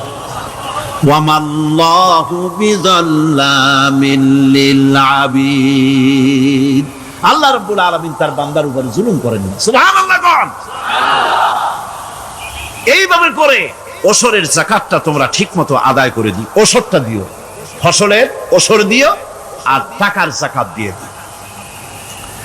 যারা এটা দিবে না তাদের সম্পর্কে আল্লাহ পাক সূরা তওবার ভিতরে বলেছেন, ওয়াল্লাযীনা ইয়াকনিজুনা আয-যাহাবা ওয়াল ফিদ্দাতা ওয়া লা ইউনফিকুনাহা ফি সাবিলিল্লাহি ফাবাশশিরহুম বিআযাবিন আলীম। যারা নাকি স্বর্ণ এবং রৌপ্যকে সঞ্চয় করে, জমা করে, ওয়ালা ইউনফিকুনাহা ফি সাবিলিল্লাহ, আর আল্লাহর রাস্তায় তা খরচ করে না, ফাবাশশিরহুম বিআযাবিন আলীম, তাদেরকে কঠিন পীড়াদায়ক শাস্তির সুসংবাদ দাও। পীড়াদায়ক শাস্তির কি দাও? শাস্তির কি সুসংবাদ হয় নাকি? হয়তো উচিত ছিল শাস্তির দুঃসংবাদ শোনাও, না, আল্লাহ বলছেন সুসংবাদ শোনাও। এটার দৃষ্টান্তটা আমার ভাষায় আমি মানুষকে এভাবে বুঝাই। ছেলে খুব দুষ্ট, দুষ্টামির ঠেলায় অস্থির, তার মা মোটেই সামলাতে পারছে না। তখন মা বলে, বেটা আমার কথা তো শুনলি না, তোর বাবা আসুক, তারপরে আমি তারে নালিশ করব। এমন পিট্টি দেবে, মজা টের পাবি। তখন পিট্টি দিলে কি মজা লাগে নাকি? তার মানে শাস্তির তীব্রতা বুঝাবার জন্য বলা হচ্ছে, মজাটা টের পাবা। আল্লাহ রাব্বুল আলামিন বলছেন, কঠিন পীড়াদায়ক শাস্তির সুসংবাদ ওদের দাও, সোনা রূপা যারা জমা করে রাখে, যাকাত দেয় না, আল্লাহর রাস্তায় খরচ করে না। সোনা এখন পুরুষেরাও ব্যবহার করা আরম্ভ করছে। অবশ্য চিটাগংয়ে এমন কাম শুরু হয়নি। ছাত্র, শিক্ষক, অফিসার গলায় একটা সোনার চেন, শীতের দিনেও সামনের বোতাম খুলে রাখে যাতে চেনটা সকলে দেখে। মিয়া সাহেব, এটা সোনার চেন না, এটা জাহান্নামের আগুনের শিকল পড়েছ। পুরুষের জন্য এক রত্তি সোনাও হারাম। তোমার শরীরের সৌন্দর্য বাড়াবার জন্য স্বর্ণ ব্যবহার করতে পারবা না। স্বর্ণ রৌপ্য জমা করলো আর আল্লাহর রাস্তায় খরচ করলো না। রব্বুল আলামিন বলেন, ইয়াউমা ইউহমা আলাইহা ফি নারি জাহান্নামা ফাতুকওয়া বিহা জিবাহুহুম ওয়া জুনুবুহুম ওয়া যুহুরুহুম। একদিন আসবে এমন, যেদিন এই সঞ্চিত ধনরাশি, সোনা দানাগুলি জাহান্নামের আগুন দিয়ে জ্বালানো হবে। আর জাহান্নামের আগুন দিয়ে জ্বালায়া এইগুলি দিয়ে তার পিঠের উপরে আর পাঁজরে সিল মারা হবে জাহান্নামের আগুন দিয়া। বলা হবে, হাদা মা কানাজতুম লিআনফুসিকুম ফাযুকু মা কুনতুম তাকনিজুন। মজা চাখো, স্বাদ গ্রহণ করো। এ হলো তোমার সেই সঞ্চিত সম্পদ, সঞ্চিত ধনরাশি যা তুমি জমা করেছো আর আল্লাহর রাস্তায় খরচ করনি। এখন এর শাস্তি গ্রহণ করো। সুতরাং সঞ্চয় করা, মাল জমা করা এক শ্রেণীর লোক আছে। আল্লাহ পাক বলছেন, আল্লাযী জামা মালান ওয়া আদ্দাদা, মাল জমা করে আর মোছে তেল মাখে। টেলিফোন করে, হ্যালো সোনালী ব্যাংকের ম্যানেজার সাহেব নাকি? বলে, হ্যাঁ, দেখুন তো আমার ব্যালেন্সটা কত। উনি বললেন, বল্টু সাহেব, আপনার ব্যালেন্স হচ্ছে 50,77,372 টাকা 79 পয়সা। তখন মোজ ঘষে, আতর লাগায়, তেল মাখে, আর মনে মনে আনন্দ হয়, আরো কিছু জমা করতে পারলেই তো কঠিন কোটায় পৌঁছে যাব। আল্লাযী জামা মালান ওয়া আদ্দাদা, মাল জমা করে আর গুনতে থাকে, আল্লাহর রাস্তায় খরচ করে না। আল্লাহ রাব্বুল আলামিন বলছেন, খুয মিন আমওয়ালিহিম সাদাকাতান তুতাহহিরুহুম ওয়া তুযাক্কিহিম বিহা, তাদের অর্থ সম্পদ থেকে যাকাত উসুল করে তাদেরকে পবিত্র করে দাও। যাকাত আদায় করার মানেই হলো তার সম্পদগুলি পাক হয়ে গেল, কারণ আলহামদুলিল্লাহ সম্পদ পাক হয়ে গেল, পবিত্র হয়ে গেল। আর যেই সম্পদের যাকাত দেওয়া হয় না, আল্লাহর রাস্তায় খরচ করা হয় না, তা সম্পূর্ণরূপে অপবিত্র, নাপাক। কি পরিমাণ সম্পদের নিসাবটা কেমন হবে? নিসাব হবে 52.5 তোলা রৌপ্য যদি আপনার কাছে থাকে, আপনি বাজার দর হিসাবে যাকাত দিবেন। স্বর্ণ 7.5 তোলা পর্যন্ত যদি হয়ে যায়, তাহলে অবশ্যই বাজার দর হিসাবে প্রতি বছর তার যাকাত দিবেন। ছাগল যদি 40টা থাকে, যাকাত দিবেন। গরু যদি 30টা থাকে, তাহলে যাকাত দিবেন। যাকাতের মাসলাটা খুবই কঠিন, যেখানে সেখানে গিয়ে জিজ্ঞেস করে এর জবাব পাওয়া সুকঠিন হয়ে যাবে। এই জন্য মাল পবিত্র করার জন্য, জাহান্নামের কঠিন শাস্তি থেকে বাঁচার জন্য আমি আপনাদেরকে উপদেশ দেব, সাজেশন করব, পরামর্শ দেব একটা বই পড়ার জন্য।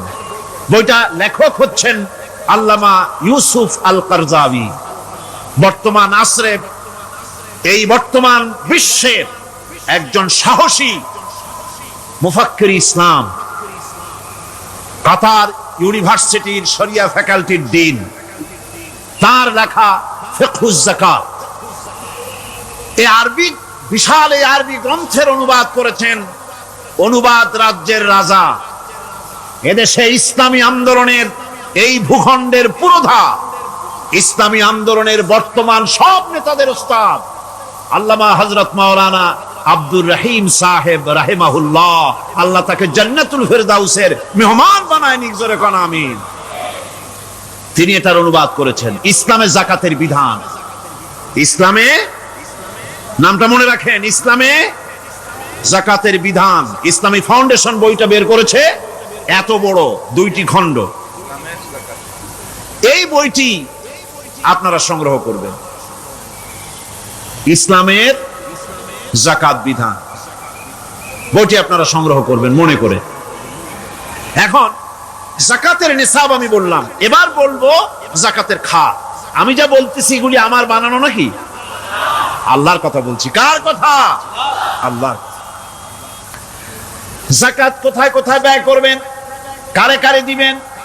আল্লাহ রাব্বুল আলামিন বলেন, ইন্নামাস সাদাকাতু লিল ফুকারাই ওয়াল মাসাকিন ওয়াল আমিলিনা আলাইহা ওয়াল মুআল্লাফাতি কুলুবুহুম ওয়া ফির রিকাব والغارمين وفي سبيل الله وابن السبيل فريضة من الله والله عليم حكيم। সূরা তাওবার মধ্যে আল্লাহ পাক যাকাত কোথায় কোথায় দিবেন খাতগুলি আল্লাহ বলে দিচ্ছেন, কোন আলহামদুলিল্লাহ। যেখানে সেখানে যাকাত দেওয়া যাবে না। যাকাতের জন্য খাত হচ্ছে 8টা। যাকাতের জন্য খাত কয়টা? 8টা। 8টি খাতে আপনার যাকাতের টাকা আপনি ব্যবহার করবেন, ব্যয় করবেন। প্রথম দিবেন ফকিরদেরকে। প্রথম দিবেন কাদেরকে? ফকির। ফকির কারা? ফকির হচ্ছে নিজের জীবন জীবিকায় অন্যের মুখাপেক্ষী। তারপরে শিশু, এতিম, বিধবা, জীবন চালানো খুবই কষ্টকর, অভাবগ্রস্ত লোক, এরা হচ্ছে ফকির। আর মিসকিন হচ্ছে যারা নিজেদের প্রয়োজন উপযোগী অর্থ উপার্জন করার সামর্থ্য নাই, আর মানুষের কাছে আত্মমর্যাদার কারণে হাত পাততেও পারে না। এক কথায় এক গরিব ভদ্রলোক। আল্লাহ কোরআন শরীফ বলেছেন যে এদের চেহারা দেখে বুঝো জ্বর পেটে খাবার নাই, অথবা সে অসুবিধায় আছে, চেহারা দেখে বুঝে তাকে সাহায্য করো। সে এমন শরীফ মানুষ আছে না, আমাদের সমাজে লোক এরকম আছে না, আছে কিনা?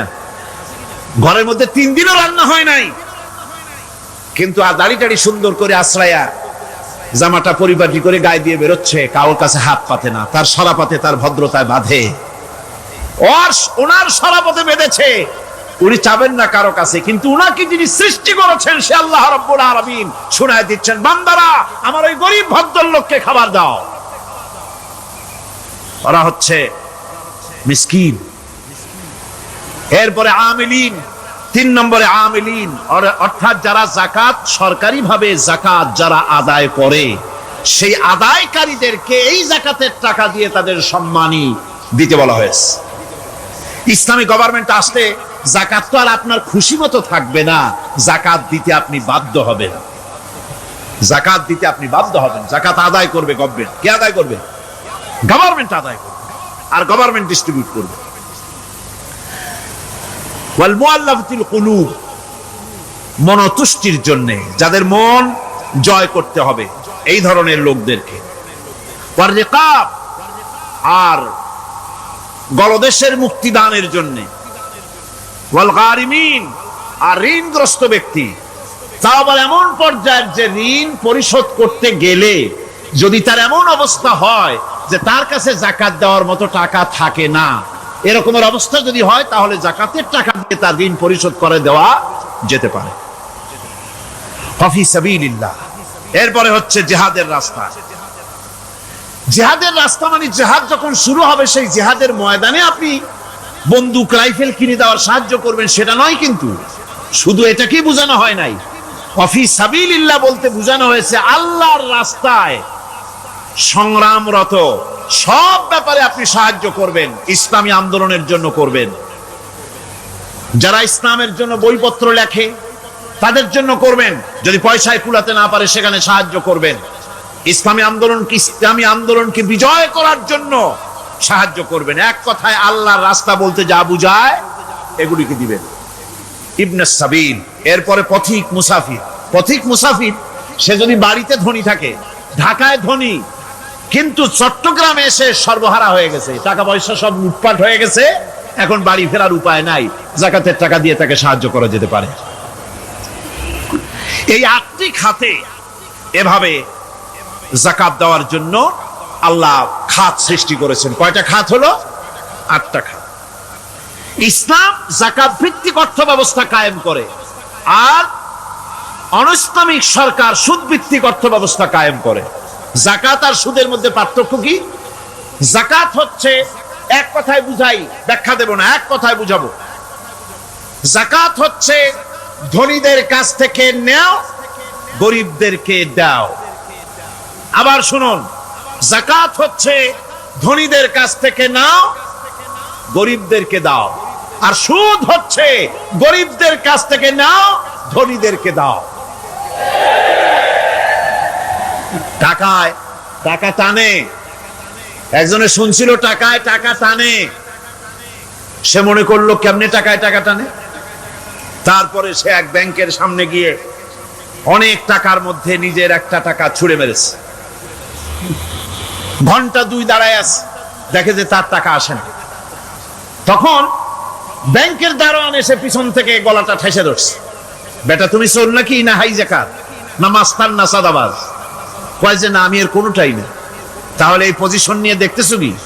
কয় যে আমি শুনছিলাম টাকায় টাকা টানে, সেজন্য আমার পকেটে একটা টাকা ছিল, ওই যে কেশিয়ার টাকাগুলি গুনতেছে ওইখানে মারলাম, দেখিনি টাকা, আমার টাকায় কিছু টাকা টাইমে আনে। এতক্ষণ দাঁড়ানো, আমার টাকা তো টানলই না, আমার যে একটা টাকা তাও আসে না। দারোয়ান বলছে, বেটা তুমি ঠিকই শুনেছো, টাকায় টাকা ঠিকই টানে, ওই অনেকগুলা টাকা তোমার একটা টাকারে এমন ভাবে টাইনিয়া ধরছে, বাইরে আবার উপায় নাই। সুদভিত্তিক অর্থ ব্যবস্থায় গরিবরা এভাবে শোষিত হয়। শোষিত হয় কারা? গরিবরা। সিনেমা কারা বানায়? ধনীরা। শোষিত হয় কারা? গরিবরা। লক্ষ্য করেন, তাকান, আল্লাহর কথা কত বাস্তব। ধনীরা সিনেমা বানায়, শোষিত হচ্ছে গরিবেরা। রিক্সা চালায়, ঠেলা গাড়ি চালায়, মাথার ঘাম পায়ে ফেলেছে, পরিশ্রান্ত হয়েছে, বিকাল বেলায় সেই টাকা নিয়ে যাচ্ছে বাজার করতে। সিনেমা হলের সামনে যায় দেখে সর্বনাশ, যুবক একটা যুবতীর জড়ায় ধরছে দুই হাত দিয়া, নিচে লেখা কি যে প্রেম আর কত যে জ্বালা। বেচারা গরিব মানুষ মাথা গরম হয়ে গেছে এটা দেখিয়া, যে বাইরে যদি এত জ্বালা, ভিতরে না জানি কত মজা। যে টাকা দিয়ে চাউল কিনতো সেই টাকা দিয়া টিকিট কিনে সিনেমায় ঢুকলো। এর মাথা ঘামানো পয়সাগুলি পাইলো কে? বড় লোকই পেল। বড় লোকেরা ব্যাংকে টাকা রাখে, গরিব মানুষেরা ব্যাংক থেকে টাকা লোন নেয়। কৃষি লোন নিল, গরু কিনলো, বীজ কিনলো, সার কিনলো। আকাশ থেকে বৃষ্টি হলো না, অনাবৃষ্টি অতিবৃষ্টি খরার কারণে ফসল হলো না। ব্যাংক কি তার লোন মাফ করবে? তার সুদ মাফ করবে? শেষ পর্যন্ত গরুটা বেচা, মায়ের হাতের বউ হাতের শেষ চুরি গাছা বিক্রি করে লোন পরিশোধ করলো। বড় লোকের টাকা ওখানে ছিল, ওই টাকায় আরো টাকা গিয়ে জমলো, আর গরিব ফতুর হয়ে গেল। এই জন্য আল্লাহ পাক বলেছেন সুদ হচ্ছে ওয়াহাল্লাল্লাহুল বায়া ওয়া হাররামা রিবা। আল্লাহ পাক ব্যবসাকে করেছে হালাল, সুদকে করেছেন হারাম। এই সুদের মধ্যে 70টি গুনাহ, তার ছোট্ট গুনাহ হলো নিজের মায়ের সাথে জিনা করা। জোরে কর নাউযুবিল্লাহ। মায়ের সাথে জিনা করার চাইতেও নিকৃষ্ট, এটা হলো ছোট গুনাহ। টের পাইছেন? এটি হলো ছোট গুনাহ। তাহলে বড় গুনাহ কি? বড় গুনাহ হচ্ছে আল্লাহ আর তার রাসূলের সাথে যুদ্ধ করা। নাউযুবিল্লাহ পড়ে। সুতরাং এই সুদ ভিত্তিক অর্থ ব্যবস্থার, এই সুদ ভিত্তিক অর্থ ব্যবস্থাকে নির্মূল করে দিয়ে ইসলাম যাকাত ভিত্তিক অর্থ ব্যবস্থা কায়েম করেছিল, যার ফলে মানুষ খেয়ে পরে সুখে শান্তিতে বসবাস করেছে। চুরি নাই, ডাকাতি নাই, জেনা নাই, ব্যভিচার নাই, হত্যা নাই, ধর্ষণ নাই। এমন এক সময় এসেছিল কোরআনে কারিমের বরকতে, যাকাত ভিত্তিক অর্থনীতির বরকতে, এমন এক সময় এসেছিল ময়দানে ঢোল পিটানো হতো বাজারে বাজারে, যাকাত কে নেবে, যাকাত কে নেবে, যাকাত কে নেবে। একজন মানুষও খুঁজে পাওয়া যায় নাই যে বলবে যাকাত আমার দরকার। গল্প করলাম? এটা কি গল্প? বাস্তব। হযরত ওমর বিন আব্দুল আজিজ রাহমাতুল্লাহ আলাইহির জামানায় সদকার টাকা নিয়ে 3টি দিন একজন ঘুরেছেন গ্রামে গ্রামে, ময়দানে ময়দানে। একটা গরিব খুঁজতেছেন সদকার টাকা দেবে, গরিব খুঁজে পাওয়া যায় না। ক্লান্ত শ্রান্ত হয়ে মরুদ্যানের ভিতরে আরাম করতেছেন, এমন সময় দেখতে পেলেন সেখানে আরেকটা লোক আসছে, ধুলা মলিন বড় একটা বস্কা তার সাথে। এই লোকটি তার কাছে গিয়ে বলছে, ভাই আল্লাহ আপনারে আমারে মিলাই দিছে, 3 দিন পর্যন্ত ঘুরেছি কিছু সদকার টাকা নিয়ে, এত বড় দেশের এত জায়গা ঘুরলাম, একটা গরিব পাই নাই যে তারে দেব, আল্লাহ আপনারে মিলাই দিছে, নেন এই টাকাগুলা। কয় যে তোমার মাথা খারাপ না স্কুল উঠিলা? তুমি কি মনে করছো আমার এই বস্কার মধ্যে ছেঁড়া খাতা? তোমার টুপলায় যে টাকা আছে আমার বস্তায় তার থেকে অনেক বেশি টাকা আছে। তুমি ঘুরতেছো 3 দিন, আমি ঘুরতেছি সপ্তাহকাল, একটা ভিক্ষুক পাই নাই। এটা কিসের বরকতে? ইসলামী অর্থনীতির বরকতে। যেরকম কিসের বরকতে? কপাল পোড়া জাতি, কপাল পোড়া জাতি। সেই বরকতপূর্ণ সমাজ ব্যবস্থার দিকে না গিয়ে কোন নেতা কোন নেত্রী কি কইল সেদিকে দৌড়ায়, সেদিকেই দৌড়ায় পাগলের মতো। হেমিলেনের বংশীবাদক বাঁশি বাজায় চললো, আর ইঁদুর বাদর সব পিছনে ছুটলো। এর কোনো মানে হয় না। বন্ধুগণ, আল্লাহ রাব্বুল আলামিন এই যাকাত ব্যবস্থার মাধ্যমে বিরাট পরিবর্তন এনে দিয়েছিলেন। এটি আল্লাহ পাকের একটি বিশাল নিয়ামত। এই নিয়ামত আল্লাহ পাক ইসলামী রাষ্ট্রকে দান করেছেন। আর যাকাতই বরকত। হালালে বরকত হয়, হারামে তো আর বরকত হয় না। কথা ঠিক কিনা কন? এখন আল্লাহর রাহে যে আপনি খরচ করবেন, সেই খরচ করার জন্য আল্লাহ রাব্বুল আলামিন কয়েকটা মূলনীতি দিয়েছেন। কিভাবে কি মন মানসিকতা নিয়ে খরচ করবেন, খরচ করলেই কিন্তু সব হবে না। আতর মাখবেন, যদি চিন্তা করেন যে আতর মাখলাম, মাহফিলে যাব, মসজিদে যাব, লোকেরা টের পাবে যে বেটা আতর একখান মাখছে, তো খামো খাই আপনার আমও গেল সালাও গেল, কোনো সব হইল না। আর যদি আতর মাখেন এই নিয়ত করে আতর মেখেছি, রাসূল পাক সাল্লাল্লাহু আলাইহি ওয়াসাল্লামের একটা সুন্নাত আমল করলাম, আল্লাহ রাব্বুল আলামিন অসংখ্য নেকি আমলনামায় লিখে দিবেন। নিয়তের উপরে দারমাদার করছে সবকিছু। এখন আপনি যে খরচ করবেন, সেই খরচটা কিভাবে করবেন, কি মন মানসিকতায় করলে পরে আল্লাহ খুশি হবেন, সেই কথাটি আল্লাহ পাক কোরআনে কারীমের মধ্যে বলছেন। আমি আপনাদের সামনে সেগুলি বলছি। দানটা হতে হবে কেবলমাত্র আল্লাহরে খুশি করার জন্য। মনে রাখেন, এটা হলো এক নম্বর। কি দানটা হতে হবে কারে খুশি? জোরে কোন? আল্লাহ পাক বলছেন, ওয়ামা তুনফিকুনা ইল্লা ইবতিগা ওয়াজহিল্লাহ, তোমরা যা কিছু খরচ করো তাতে আল্লাহর সন্তুষ্টি লাভ করা ছাড়া মনের মধ্যে অন্য কিছু যেন লক্ষ্য না থাকে, শুধুমাত্র আল্লাহর সন্তুষ্টি মনের মধ্যে তোমরা রাখবে। আর কাউকে কোন জিনিস দিয়ে তার কাছে অনুগ্রহ প্রকাশ করতে পারবে না। আমি তোমার এই উপকার করছিলাম, তুমি নেমো খারামের মতো আজ কথা বলো, এরকম বলে না। কাউকে কিছু দিয়ে অনুগ্রহ প্রকাশ করবে না, তার মনে ব্যথা দিবে না।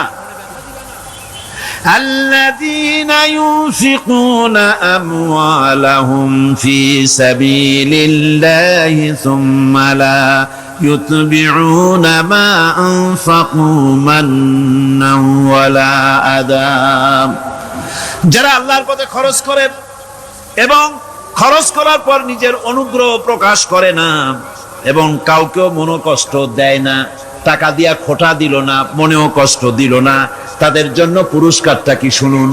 আল্লাহ পাক বলেন, পুরস্কার হচ্ছে লাহুম আজরুহুম ইনদা রাব্বিহিম ওয়ালা খাউফুন আলাইহিম ওয়ালা হুম ইয়াহজানুন, ওদের জন্য তার পরওয়ারদিগারের কাছে রয়েছে বিরাট পুরস্কার, আজরে আজিম। এদের জন্য কোনো ভয় নাই, কোনো চিন্তাও নাই, কিয়ামতে ডাইরেক্ট জান্নাতে চলে যাবে। সুবহানাল্লাহ। দানের এত ফজিলত যা ভাই আমি বলে শেষ করতে পারবো না, এত ফজিলত আল্লাহ দানের মধ্যে রেখেছেন। ত্যাগেই তো শান্তি, ভোগে শান্তি নাই, মজা কিসে? জোরে কন্যা, মজা কিসে? ত্যাগের ভিতরেই মজা। এরপরে আল্লাহ পাক বলছেন, আল্লাহর পথে 3 নম্বরে হতেছে, আল্লাহর পথে যা খরচ করবা বেছে বেছে ভালো জিনিসটা দিও, বাইসা বাইসা ছেঁড়া জামাটা দিও না। পকেটে হাত দিয়া দান করবে, পকেটে হাত দিয়া হাত আর বাইর করে না। কারণ কি? খুঁজে দেখে যে 10 পাই না, 4 আনা, কম পয়সাটা দেবে, 12টা দেবে না। টাকা বের করে ওর মধ্যে ময়লা পচা গন্ধ লাগে, ওইটা দান করবে, আর টাটকা টাকাটা পকেটে রেখে দেবে। এই স্বভাব আমাদের আছে কিনা? আছে কিনা? আরে বাবা, টাকা কি আপনি পকেটে রাখতে পারবেন? ওটা দেওয়া লাগবে না, এরে দেন তারে দেন, কাউকে তো দেবেনি। আমাদের এই বদভ্যাস আল্লাহ আমাদেরকে মাফ করুন, কোন আমিন বলেন। আমিন। দান করার সময় বেছে বেছে খারাপটা দিও না, ছেঁড়া কাপড়টা দিও না, অখাদ্য কুখাদ্য দান করো না। বিয়ার মজলিস, বিবাহে অনেক লোক দাওয়াত দিয়েছে, বেশি করে রান্না করছে, কম যদি হয়ে যায় বড় মিয়ার ইজ্জত নষ্ট হয়ে যাবে। মেহমান কম আসলো, এখন এই খাবারগুলি না পারিয়া তারপরে গরিবদের দেয়, না পেরে যখন খাবার কেউ নাই তখন গরিবদের দেয়। গরিবদের উদ্দেশ্য করে কিন্তু বানানো হয় নাই। এটা হলো, একজনের রুটি খাচ্ছিল, এক কৃপণ বখিল রুটি খেতে বসেছে, সিল একটা এসে রুটিতে সুমারল, সুমেরে রুটিটা নিয়ে গেছে। বেচারা পিছনে পিছনে দৌড় আরম্ভ করছে, গালি দিতে দিতে। মরার সিল, আর তুই জায়গা পাইলি না। কিলের পিছনে দৌড়াতে দৌড়াতে নদীর পারে চলে আসছে। সিলও দেখে যে আল্লাহ, এমন এক বেকায়দার লোকের রুটি নিলাম, কোন গাছেও বসতে পারি না তার ঢিলার জ্বালায়। শেষ পর্যন্ত পাশে ছিল নদী, নদীর উপর দিয়া চিল উড়ে ওপার যাওয়া আরম্ভ করছে। বখিল বেচারা দাঁড়াই থাকে, দিলাম ফি সাবিলিল্লাহ, আল্লাহর রাস্তায় দিলাম। এর তো কোনো মানে নাই। নিজে খেতে না পারে বাসি অখাদ্য কুখাদ্য এগুলি দিতে আল্লাহ পাক নিষেধ করেছেন। দিবা বাইসে বাইসে ভালো জিনিসটা, যেটা তোমার কাছে প্রিয় ওইটা দিও। তুমি যদি খারাপটা দাও তাহলে আল্লাহ তোমার দেবেন ওই মানের। কিয়ামত আছে না, কিয়ামত ওই মানের পাবা। আল্লাহ পাক বলছেন, ইয়া আইয়ুহাল্লাযীনা আমানু আনফিকু মিন তাইয়্যিবাতি মা কাসাবতুম ওয়া মিম্মা আখরাজনা লাকুম মিনাল আরদ। তোমরা যে উপার্জন করেছো সেই উপার্জনে তোমাদের জন্য যা উপার্জন করেছো তাই, আর মাটির ভিতর থেকে আমি যা তোমাদের জন্য দিয়েছি তার থেকে ভালো জিনিস, ভালো ভালো জিনিস আমার রাস্তায় খরচ করো। এটা কার অর্ডার? আল্লাহর অর্ডার। আর খরচ করার জন্য ওয়ালা তায়াম্মামুল খাবিসা মিনহু তুনফিকুন, খরচ করার জন্য বাইসা বাইসা খারাপ জিনিসগুলি খুঁজে বেড়াইও না, ভালো জিনিসগুলি আমার রাস্তায় খরচ করো। আর যতদূর সম্ভব গোপনে দিও, যতদূর সম্ভব দান গোপনে করি। মানুষকে শুনায়ও না অমুক জায়গায় দিলাম, বা মানুষের দেখায় দেখায় দিও না। কোন কোন শহর আছে কোরবানির সময় বিরাট গরু কেনা হয়, সেই গরুর গলায় মালা দিয়া তারপরে শহরের রাস্তায় রাস্তায় ঘুরানো হয়, অমুক মিয়া সাহেব এই গরুটা কোরবানি করবে। এরকম চিটাগং এ হয় না, অন্য অন্য জেলায় হয়। জি, এখানেই বেশি হয়। তাই? আশ্চর্য কথা। তাহলে তো উচিত, এরকম যদি উদ্দেশ্য হয় তাহলে বড় মিয়া গরুর সাথে একসাথেই হাঁটা উচিত, লোকেরা বুঝুক কোন বড় মিয়া আর কোন বড় গরু। আপনি এটা করলেন কি জন্যে? এই কাজটা তো নিন্দনীয় কাজ। আর প্রতিযোগিতামূলক কোরবানি করা, প্রতিযোগিতামূলক 35,000 টাকার গরু কোরবানি করা হলো, মানে না। মানুষকে শুনাইয়া, মানুষকে দেখাইয়া যদি করা হয় কোনো ফল পাওয়া যাবে না। আমার বন্ধুগণ, আল্লাহ রাব্বুল আলামিন বলছেন মানুষকে দেখাবার জন্য দান সদকা করো না। ইন তুবদুস সাদাকাতি ফানি'ম্মা হিয়া ওয়া ইন তুখফুহা ওয়া তু'তুহাল ফুকারা ফাহুয়া খায়রুল লাকুম ওয়া ইউকাফফিরু আনকুম মিন সাইয়্যাতিকুম। প্রকাশ্যভাবে খরচ করলে তা ভালো, আল্লাহ পাক বলছেন প্রকাশ্যভাবে খরচ করলে তা ভালো, কিন্তু গোপনে দান করা সবচেয়ে উত্তম। তবে প্রকাশ্যে দান করতে গিয়ে যদি এটা এই জন্য হয় যে আমি দিলে পরে আরো একজন উৎসাহিত হয়ে যাবে, সমাজ কল্যাণ পরিষদের এত বড় বিশাল মাহফিল, 16 লক্ষ টাকা খরচ হবে, দিলাম আমি 1 লাখ টাকা, এটা শুনাইয়া বলার পর আমার কথা শুনিয়া আরো যাদের টাকা আছে তারা হয়তো 2 লাখ দেবে, এই চিন্তা করে যদি তারগিবের জন্য, উৎসাহ প্রদানের জন্য, ইন্সপিরেশনের জন্য যদি হয়, এই নিয়ত হলে ক্ষতি নেই। কিন্তু সর্বাবস্থায় দানটা গোপন হয় ভালো। আল্লাহ পাক বলেন গোপনে যদি তুমি দান করো তাহলে আমি রব্বুল আলামিন ওই গোপন দানের বিনিময়ে তোমার সমস্ত গোপনীয় গুনাহগুলি আমি রব্বুল আলামিন মাফ করে দেব। তোমার গোপন গুনাহগুলি মাফ করে দেব। 5 নম্বরে হচ্ছে নির্বোধ আর অজ্ঞ লোকদেরকে প্রয়োজনের অতিরিক্ত টাকা দিবা না। দেখেন ইসলামের কি সুন্দর বিধান। বোকা, নির্বোধ, অজ্ঞ আছে না সমাজে? তুমি মহব্বতে, আল্লাহর মহব্বতে ওর লাগে 500 টাকা দিয়ে দিলা 5000 টাকা, এ তো সর্বনাশ করে ফেলাবে, সে তো খারাপ টাকায় তা ব্যয় করবে। এই জন্য অজ্ঞ লোকদেরকে, নির্বোধ লোকদেরকে প্রয়োজনের অতিরিক্ত দিতে আল্লাহ নিষেধ করেছেন। তবে আল্লাহর ইচ্ছা হচ্ছে এই যে যত বড় পাপী হোক আর যত বড় খোদাদ্রোহী হোক না কেন, প্রত্যেকের খাওয়া, পড়া, শিক্ষা, চিকিৎসা গ্যারান্টি দিতে হবে। সুবহানাল্লাহ। কোন এর নাম তো আল্লাহ, এর নাম কি? আল্লাহ পাক, যার ভেতরে কোনো কার্পণ্যতা নাই। আল্লাহরে মানলেও আল্লাহ খাইতে দেন, না মানলেও দেন, সকলকেই দেন সমভাবে।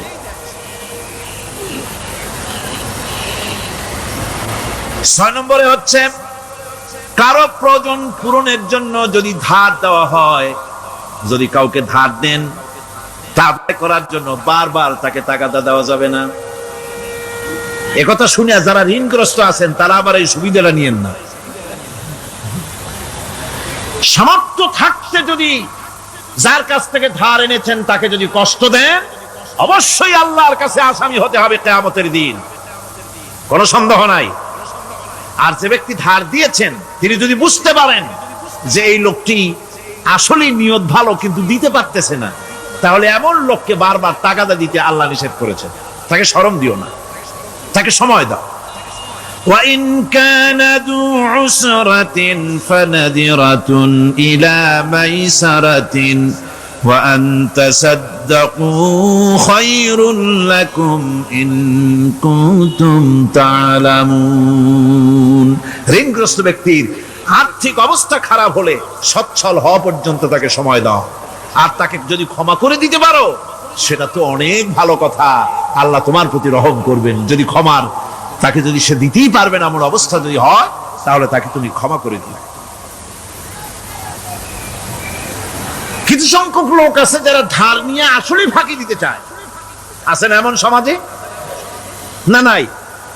কিছু লোক আছে ধার নেয়, ভাই দেব 1 মাসের মধ্যে, কোনো সন্দেহ নাই। 6 মাস যায় তারপরেও দেয় না, অন্য কাজ করে মিটাই, অন্য কাজ মিটায়, কিন্তু এর টাকা পরিশোধ করে না। এরকম লোকও আছে, তারা আল্লাহর কাছে দায়ী হবে। একবার পত্রিকায় দেখেছিলাম কার বাড়িতে কার্টুন দিয়েছে, বাড়িতে বিরাট সাইনবোর্ড লাগাইছে কুকুর হইতে সাবধান। তার বন্ধু বলছে, ভাই তুমি কুকুর কিনলে কবে? কয় যে না, কুকুর কিনি নাই, সাইনবোর্ড লাগাইছি পাওনাদারদেরকে ঠেকাবার জন্য। রোজা ছাড়া নবীজি বলেছেন, রমজান মোবারকে কেউ যদি একটি নফল কাজ আদায় করে, একটি নফল ইবাদত করে, অন্য মাসের একটি ফরজ আদায় করার সওয়াব আল্লাহ পাক নামায়ে আমলে দিয়ে দিবেন। রমজান মোবারকে কেউ যদি একটি ফরজ আদায় করে, অন্য মাসের 70টি ফরজ আদায় করার মতো সওয়াব আমলনামায় আল্লাহ দিয়ে দিবেন। সুবহানাল্লাহ। এই মাস আমাদের সামনে, আল্লাহু আকবার বলি, আল্লাহু আকবার বলি, আলহামদুলিল্লাহ। এই পবিত্র মাস আমাদের সামনে, এই মাসে এত সব নফল হয় ফরজের মতো, আর ফরজ হয় 70টা ফরজের মতো। এত সব কেন হইল? আমরা না খেয়ে থাকি সেই জন্য নাকি? বলতে পারেন কেন হলো? একটি কারণ, শাহরু রমাদান আল্লাযী উনজিলা ফীহিল কুরআন। সুবহানাল্লাহ বলবেন না? এই রমজান মাস হচ্ছে সেই মাস যে মাসে আল্লাহ রাব্বুল আলামিন কোরআনে কারীমকে নাজিল করেছেন। এই মাসের মধ্যে একটি রাত আছে, খায়রুম মিন আলফি শাহর, যে রাতটি 1000 মাসের চাইতে বেশি গুরুত্বপূর্ণ আল্লাহর কাছে। সুবহানাল্লাহ। একটি রাত 1000 মাসের চাইতে গুরুত্বপূর্ণ। 1000 মাস ক্যালকুলেটর দিয়ে হিসাব করলে দেখা যায় যে 1000 মাসে 83 বছর 4 মাস হয়। তাহলে তার অর্থ কি এই যে একটানা 83 বছর 4 মাস ইবাদত করলে যে সওয়াব হবে, এই রাত্রে ইবাদত করলে সেই সওয়াব হবে? হতে পারে, এরকম হতে পারে, কিন্তু ব্যাখ্যাটা কি? ব্যাখ্যাটা হচ্ছে, আরবিতে আলফুন শব্দ দিয়ে 1000 বোঝানো হয় না। আরবিতে যখন আলফুন বলা হয় তাহলে বোঝা যায় সংখ্যাধিক্য, বিপুল সংখ্যা, হাজার হাজার হাজার হাজার, থাউজেন্ডস এন্ড থাউজেন্ডস। এইটাকে বোঝানোর জন্য আরবিতে ব্যবহার করা হয় আলফুন, হাজার হাজার। তাহলে আল্লাহ কি বোঝাতে চাচ্ছেন? আল্লাহ রাব্বুল আলামিন তিনি আয়াত দ্বারা বোঝাতে চান, এর ব্যাখ্যা হচ্ছে এই পৃথিবীর মানবতার কল্যাণের জন্য, এই পৃথিবীর মানুষের ভালাইয়ের জন্য, মঙ্গলের জন্য হাজার হাজার মাস ধরে এই পৃথিবীর মানুষের যে কল্যাণ হয় নাই, এই রমজান মোবারকে একটা রাত আছে যেই রাতে আল্লাহ রাব্বুল আলামিন মানবতার সেই কল্যাণ করেছেন। সেই কল্যাণ কি দিয়ে করেছেন? শাহরু রমাদান আল্লাযী উনজিলা ফীহিল কোরআন, কোরআন নাযিল করে পৃথিবীর মানুষকে সেই কল্যাণ আল্লাহ দিয়েছেন। সুবহানাল্লাহ। প্রতি রমজান মোবারকে হযরতে জিবরাইল আসতেন, হুজুরকে বলতেন, হুজুর আপনি তেলাওয়াত করেন, আমি শুনি, যতটুক নাজিল হয়েছে পড়েন। হুজুর পড়তেন, জিবরাইল শুনতেন, আবার জিবরাইল পড়তেন, হুজুর শুনতেন। এমনি করে করে যে বছর হুজুর ইন্তেকাল করবেন, হুজুরের জীবনের শেষ রমজান মুবারকে কোরআন নাজিল পরিপূর্ণ হয়ে গেছে।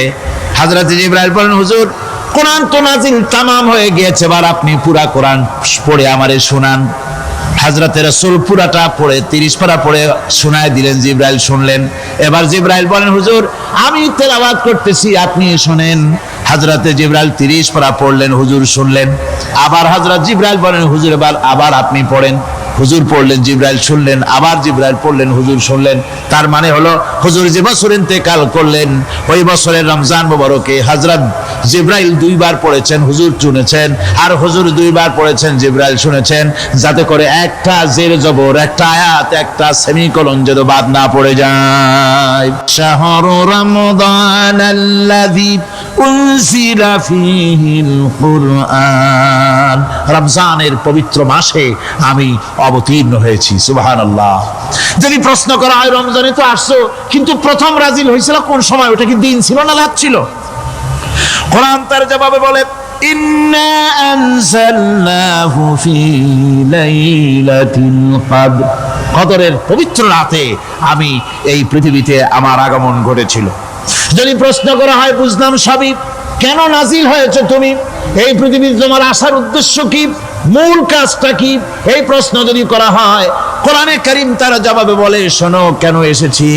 লিতুখরিজান নাসা মিনাজ যুলুমাতি ইলান নূর, আমার মিশন হচ্ছে গোটা বিশ্ব মানবতাকে পুঞ্জীভূত জমাট বাঁধা অন্ধকারের ভেতর থেকে টেনে বের করে আলোর সন্ধান দিতে, আলোর দিকে আনার জন্য আমি কোরআন নাজিল হয়েছি। আল্লাহ পাক আমাদের জন্য একটি পবিত্র মাস আমাদেরকে দিচ্ছেন, দান করেছেন, যে মাসটির নাম হচ্ছে রমাদান। রমাদান হচ্ছে রামদুন, রা মিম দত। রাম ধাতু থেকে উৎপত্তি, এর অর্থ হচ্ছে জ্বালানো, পুড়িয়ে দেওয়া, ভস্ম করে দেওয়া। রমাদান, রমজান মুবারকে যারা নাকি সিয়াম সাধনা করে, আত্মত্যাগ করে, অর্থাৎ তিতিক্ষা, ত্যাগ এবং তিতিক্ষা করে, রমজান মুবারকে আল্লাহ পাক যেভাবে রোজা চান ওইভাবে যারা রোজা রাখে, তাদের সমস্ত গুনাহ সমূহকে আগুন যেমন আবর্জনাকে জ্বালিয়ে দেয়, রোজা যদি সঠিকভাবে কারো হয় তাহলে তার গুনাহগুলিকে এইভাবে জ্বালিয়ে ভস্ম করে দেয়। সুবহানাল্লাহ ওয়া বিহামদিহি। এই রমাদান আমাদের সামনে। আমি আমার আলোচনার শুরুতে আমি আপনাদের খেদমতে আরজ করতে চাই যে মাসটির মধ্যে আমরা প্রবেশ করতে যাচ্ছি, দুটি জিনিস আমাদের সামনে এখন। একটি হচ্ছে আমরা মাহে রমজানকে ইস্তেকবাল করতে যাচ্ছি, মাহে রমজান আমাদের সামনে।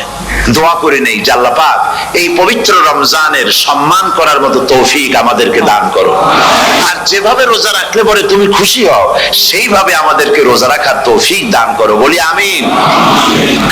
এটি হচ্ছে সর্বশ্রেষ্ঠ মাস আল্লাহ পাক মুসলমানদের জন্য দান করেছেন। আবারও বলি আলহামদুলিল্লাহ। কোরআন শরীফের মধ্যে আল্লাহ সমস্ত ইবাদতের কথা বলেছেন, কিন্তু ডিটেইলস আলোচনা করেন নাই। হজ করতে হবে, কিন্তু ওকুফে আরাফা করতে হবে, রমিয়ে হিজার করতে হবে, রমিয়ে জিবার করতে হবে, তারপরে 7 বার তাওয়াফ করতে হবে, সাফা মারওয়া সাই করতে হবে। এগুলি কিন্তু কোরআন শরীফে আসে নাই, ডিটেইলস আসে নাই। নামাজ পড়তে হবে, কিন্তু জোহরে কয় রাকাত, আসরে কয় রাকাত, মাগরিবে কয় রাকাত, এই রাকাতগুলি কিভাবে বিন্যস্ত করতে হবে কোরআন শরীফে তা আসে নাই, বর্ণনা করা হয়নি। যাকাত দিতে হবে, কিন্তু কত টাকা হলে কত টাকা দিতে হবে, কত মন ধান হলে কতটুকু দিতে হবে, কত ছাগল হলে, কত গরু হলে, কত পরিমাণ সোনা হলে, কত পরিমাণ রৌপ্য মজুদ থাকলে যাকাত দিতে হবে, এর বিস্তারিত বিবরণ কোরআন শরীফে আসে নাই। চিন্তা হতে পারে যে তাহলে এগুলো আমরা পাইলাম কই? আমরা পেয়েছি কোরআনের ব্যাখ্যা হচ্ছে রাসূল করিম সাল্লাল্লাহু আলাইহি ওয়াসাল্লাম, হুজুর এটাকে আমাদেরকে বলে দিয়েছেন। তিনি সারে ছিলেন, শরীয়ত প্রণেতা ছিলেন। তো সমস্ত ইবাদতকে আল্লাহ পাক সংক্ষেপে সংক্ষেপে তিনি আউটলাইন অথবা গাইডলাইন তিনি দিয়েছেন আল্লাহ পাক। রমজান মুবারক হচ্ছে একমাত্র ইবাদত যে রমজান সম্পর্কে আল্লাহ পাক ডিটেইলস পূর্ণ একটি রুকু আল্লাহ পাক আলোচনা করেছেন। সুবহানাল্লাহ। রোজা শুরু করবেন কোনখান থেকে, শেষ করবেন কোথায় গিয়ে, সফরে প্লেনে যখন চলবেন তখন আপনার রোজার অবস্থা কি হবে, যদি দেশে যান তখন কি হবে, অসুস্থ হলে কি হবে, কিভাবে রোজা রাখবেন, কিভাবে রোজা ভাঙবেন, তারপরে কখন শুরু হবে, কখন কি হবে ইত্যাদি বিস্তারিত বিবরণ। রোজার মতো করে এত অন্য কোন ইবাদতের ব্যাপারে আল্লাহ এতটা বলেন নাই যতটা বলেছেন রোজার ব্যাপারে। তাহলে নিশ্চয়ই বুঝতে পারছেন রোজাটা অত্যন্ত গুরুত্বপূর্ণ ইবাদত। সবটাই গুরুত্বপূর্ণ, কিন্তু রোজাটা আল্লাহর কাছে বেশি গুরুত্বপূর্ণ। সুবহানাল্লাহ। আচ্ছা, বেশি গুরুত্বপূর্ণ কেন সে কথা কি বলবো? অবশ্যই বলবো। বেশি গুরুত্ব এই কারণে, আল্লাহ পাক বলেছেন, এটা হচ্ছে হাদিসে কুদসি। আল্লাহ পাক বলেছেন, আস-সাওমু লি ওয়া আনা আজজি বিহি। অন্য রিওয়ায়াতে এসেছে ওয়া আনা উজজা বিহি। আস-সাওমু লি, রোজা হলো আমার জন্য। কে বলতেছেন বলুন তো? আল্লাহ পাক বলছেন রোজা হচ্ছে আমার জন্য, রোজার পুরস্কার আমি দেব। অন্য বর্ণনায় এসেছে রোজা আমার জন্য আর রোজাদারের পুরস্কার আমি আল্লাহ নিজেই পুরস্কার। সুবহানাল্লাহ, সুবহানাল্লাহ। তাহলে প্রশ্ন আসে, আল্লাহ পাক বলছেন রোজা আমার জন্য, আস-সাওমু লি। আল্লাহ তো এই কথা কোথাও বলেননি আজ-যাকাতু লি, আস-সালাতু লি, আল হাজ্জু লি। রোজা আমার, কি বলে, যাকাত আমার জন্য, হজ আমার জন্য, নামাজ আমার জন্য, এই কথা কিন্তু আল্লাহ বলেন নাই। অবশ্যই আমরা যাকাত হোক, নামাজ হোক, হজ হোক, কার জন্য করি? আল্লাহর জন্য করি। রমজানের ব্যাপারে আল্লাহ খাস করেছেন যে আস-সাওমু লি, রোজা আমার জন্য। এই কথাটার অর্থ কি, তাৎপর্য কি, ব্যাখ্যা কি, সিগনিফিকেন্স কি? এর সিগনিফিকেন্স হচ্ছে এই যে প্রত্যেকটা ইবাদতের দুটি ধরন আছে। কয়টা ধরন বলুন তো? দুটি ধরন। একটি ধরন হচ্ছে বাহ্যিক আর একটা হচ্ছে আভ্যন্তরীণ। প্রত্যেকটা ইবাদতের দুটি দিক আছে, একটা মানুষকে দেখানো আর একটা ভেতরের। যেমন নামাজ, একটি লোক নামাজ পড়ে না, কিন্তু এমন একটা সমাবেশের মধ্যে পড়ে গেছে সবাই নামাজ পড়ে। এখন আমি যদি নামাজ না পড়ি তাহলে লোকে বলবে কি? তখন উযু আছে কি না আছে দাঁড়ায় গেল, আল্লাহু আকবার। তাহলে দেখা গেল নামাজ আল্লাহর জন্য পড়ে, আবার মানুষের জন্য দেখাবার জন্য করে। যাকাত এটা দেয় মানুষে, তার নিয়তটাকে আল্লাহ পাক ভালো জানেন। কিন্তু কিছু লোক তেমন আছে যাকাতের নামে লুঙ্গি, আমাদের দেশে আছে, এখানে কি করে আমি জানি না, লুঙ্গি শাড়ি কিনে তারপরে বাড়িতে সব জমা করে এরপরে গরিবদের দাওয়াত দেয় এবং সকলকে দেখায় এভাবে লুঙ্গি দিল, শাড়ি দিল, লোকেরা দেখলো যে যাকাত দিল, খুব যাকাত দিয়েছে। কোরবানির ব্যাপারে এভাবে বিরাট একটা গরু কিনলো, কিনে মানুষকে দেখাইলো। চট্টগ্রামে আছে সবচেয়ে বড় দামের গরু একটা কিনে গরুর গলায় মালা একটা পরাইয়া তারপরে শহর ঘুরায়। এখন অবশ্য এটা কমে গেছে আগের থেকে অনেক। মানুষ দেখুক যে ও মুখে এই গরুটা কোরবানি করেছে। এটা কি কোরবানির জন্য হলো না মানুষকে দেখাবার জন্য হলো? হজ, টাকা আছে, লোকেরা বলবো কি যে এত টাকার মালিক তাও হজে যায় না, সুতরাং যাই একটু হজ করে আসি। তাহলে হজ করা গেল, আবার মানুষকে দেখাবার জন্য করলো। দুটি জিনিস আছে। কিন্তু একমাত্র রোজা যদি কেউ রাখে মানুষকে দেখাবার জন্য সকাল থেকে শুরু করে সন্ধ্যা পর্যন্ত না খাইয়া কোনো পাগলও থাকবে না। বলেন আপনারা ঠিক কিনা? সে তো মানুষকে দেখাবার জন্য দাঁত পরিষ্কার করে নিল আর দুপুরে ভাত খাই নিল, বউতেও টের পাইল না। পারবে কিনা? পারবে। টয়লেটে গিয়ে খাই নিল ভালো করে, কোন একটা আড়াল জায়গা নিয়ে খেয়ে গেল, বাচ্চাও দেখলো না, বউতেও দেখলো না, খেয়ে নিল। তাহলে সে তো রোজা রাখলো না। আল্লাহ পাক বলছেন আস-সাওমু লি, রোজা হচ্ছে আমার জন্য। যে রোজা রাখে আমার জন্যই রাখে, মানুষকে দেখাবার জন্য সারাদিন না খাইয়ে থাকার কোনো প্রশ্নই ওঠে না। সুবহানাল্লাহ। সুতরাং রোজা যে রাখলো সে আমার জন্যই রাখলো। ওয়া আনা আজজি বিহি, রোজার পুরস্কার আমি আমার হাত দিয়ে দেব। সুবহানাল্লাহ, আমার হাত দিয়ে দেব। ম্যানেজার যদি বলে এই কাজগুলি করলে পরে বেতন, নির্ধারিত বেতন পাবা, আর এইটা যদি করো তাহলে বেতনটা আমি দেবো আমার হাত দিয়া, তাহলে এমপ্লয় যারা তারা বুঝতেই পারবে যে মালিক যখন নিজেই দেবে তাহলে ম্যানেজারের মতো দেবে না, মালিক মালিকের মতোই বড় করে দেবে। আল্লাহ পাক ফেরেশতাদের কাছে এটা রাখেন নাই, সব নেকি তোমরা লেখো গিয়া, আর রোজার সওয়াব আমার হাত দিয়ে আমি দেব। সুবহানাল্লাহ।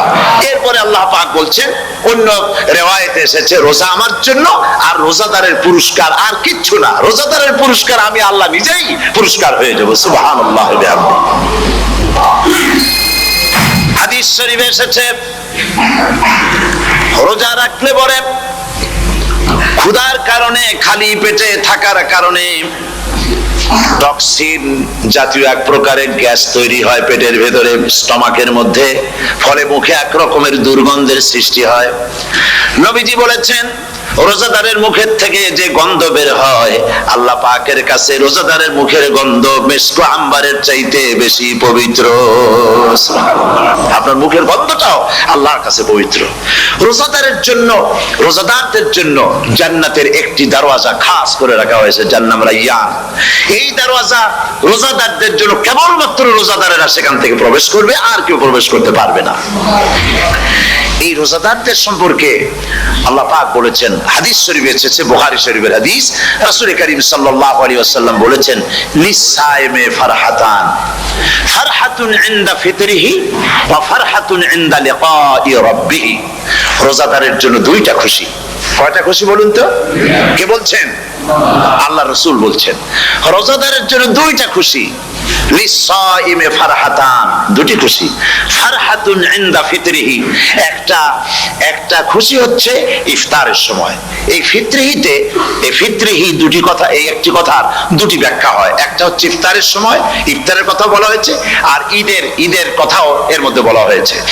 ইফতারের সময় হলে একটা খুশি, আর একটা খুশি হচ্ছে ইনদা লিকাই রাব্বিহি, যখন রোজাদারের সঙ্গে আল্লাহ পাক দেখা করবেন তখন হবে আরেকটা খুশি। তার মানে হচ্ছে রোজাদারদের সঙ্গে স্পেশাল আল্লাহ রাব্বুল আলামিন সাক্ষাৎকারের ব্যবস্থা করবেন। সুবহানাল্লাহ। তাহলে দুটি জিনিস হলো, একটা হলো ইফতারের জন্য দুটা, রোজাদারের জন্য দুটা খুশি, একটা হলো ইফতারের সময়, আর একটা হচ্ছে আল্লাহর সঙ্গে যখন দেখা করবে। তো ইফতারের যে খুশিটা, এই খুশি রোজাদার ছাড়া কেউ বুঝবে না। ইফতার সারাদিন রোজা রাখার পর সামনে পেঁয়াজি, বেগুনি, সালাদ, তরমুজ, মিষ্টি, তারপরে আম্বালা সুইট মিটের নানান রকমের মিষ্টি, এরপরে মুড়ি, কত কিছু সব সামনে নিয়ে বসে আছে। দেখছেন অবস্থা? সমস্ত কিছু সামনে বসা, ঘড়ির দিকে তাকানো। আপনি যদি 5 মিনিট আগে খান, ফেরেশতা এসে মুখের উপর থাপ্পড় মারবে, বেটা খাইলি কেন? বলবে কেউ? বলবে না। কোন ফেরেশতা লাঠি নিয়ে দাঁড়ায় আছে? দাঁড়ায় নাই, কিন্তু আপনি খাচ্ছেন না কেন? সুবহানাল্লাহ, সুবহানাল্লাহ বলবেন না? অন্তত 1500 বছর আগে আল্লাহ রাব্বুল আলামিন নির্দেশ করে রেখেছেন, সূর্য সাদা হওয়া থেকে, পূর্ব দিগন্ত সাদা হওয়া থেকে শুরু করে পশ্চিম দিগন্তে যখন কালো হয়ে কালো রেখা দেখা দেবে, যখন মাগরিব হয়ে যাবে, সূর্যাস্ত যাবে, ততক্ষণ পানাহার আর স্ত্রী সম্ভোগ থেকে বিরত থাকো। 1500 বছর আগের আল্লাহ রাব্বুল আলামিনের এই নোটিশ কিভাবে কার্যকরী হচ্ছে উম্মতের মধ্যে, মুসলমানদের ভেতরে। খাবার সামনে আছে, পিপাসা লেগেছে, এখন তো পিপাসা লাগে না, খুব ঠান্ডার সময়, এখন রোজা রাখতে খুব মজা হবে, তাই না? খুব মজার রোজা। কিন্তু এই রোজা যখন জুন মাস আর জুলাই মাসে আসবে, তখন টের পায় মানুষ রোজা কাকে বলে। প্রচন্ড পিপাসা, সামনে সব খাবার পড়ে আছে, একটা খাবারের দিকে রোজাদারের হাত যায় না, ঘড়ির দিকে তাকায় আর চুপ করে বসে বসে আল্লাহর জিকির করতে থাকে। আল্লাহ কয়, ফেরেশতারা দেখ, এই বান্দা বানাইতে নিষেধ করছিলি। সুবহানাল্লাহ। আল্লাহ খুশি হয়ে যান। রোজাদার অপেক্ষা করতে থাকে, ঠিক যখন কাটায় সময়টা এসে গেছে, তখন আল্লাহর নাম করে খুরমা দিয়ে, পানি দিয়ে ইফতার শুরু করে দিল। আল্লাহ পাক খুশি হয়ে গেলেন। এই যে ইফতার, সারাদিন রোজা রেখে ইফতার করায় যে মজা, রোজা রাখলো না এরকম লোকেরাও কিন্তু ইফতার করে না? পুরান ঢাকায় আছে, ঢাকার তো কয়েকটা এলাকা আছে, পুরান ঢাকার লোকেরা নাকি বলে যে, যারা রোজা রাখে না তারা বলে যে, রোজা না রাখে একরকম পাপ করছি, আর ইফতার না করে কবিরা গুনাহ করবো নাকি, ইফতার তো করাই লাগবে। তো খুব মজা করে ইফতার করে তারা। তো সারাদিন রোজা রেখে পেঁয়াজি, ছোলা, বুট, মুড়ি খাওয়ায় যে মজা, সারাদিন ভাত খাইয়া তারপরে ইফতারের শরীক হওয়া, ছাগলে ঘাস খাইলে যেমন লাগে ওইরকম তার মুখে লাগে, এই মজা পাবে না। রোজাদারের যে মজা লাগে সেই মজা সে পাবে না।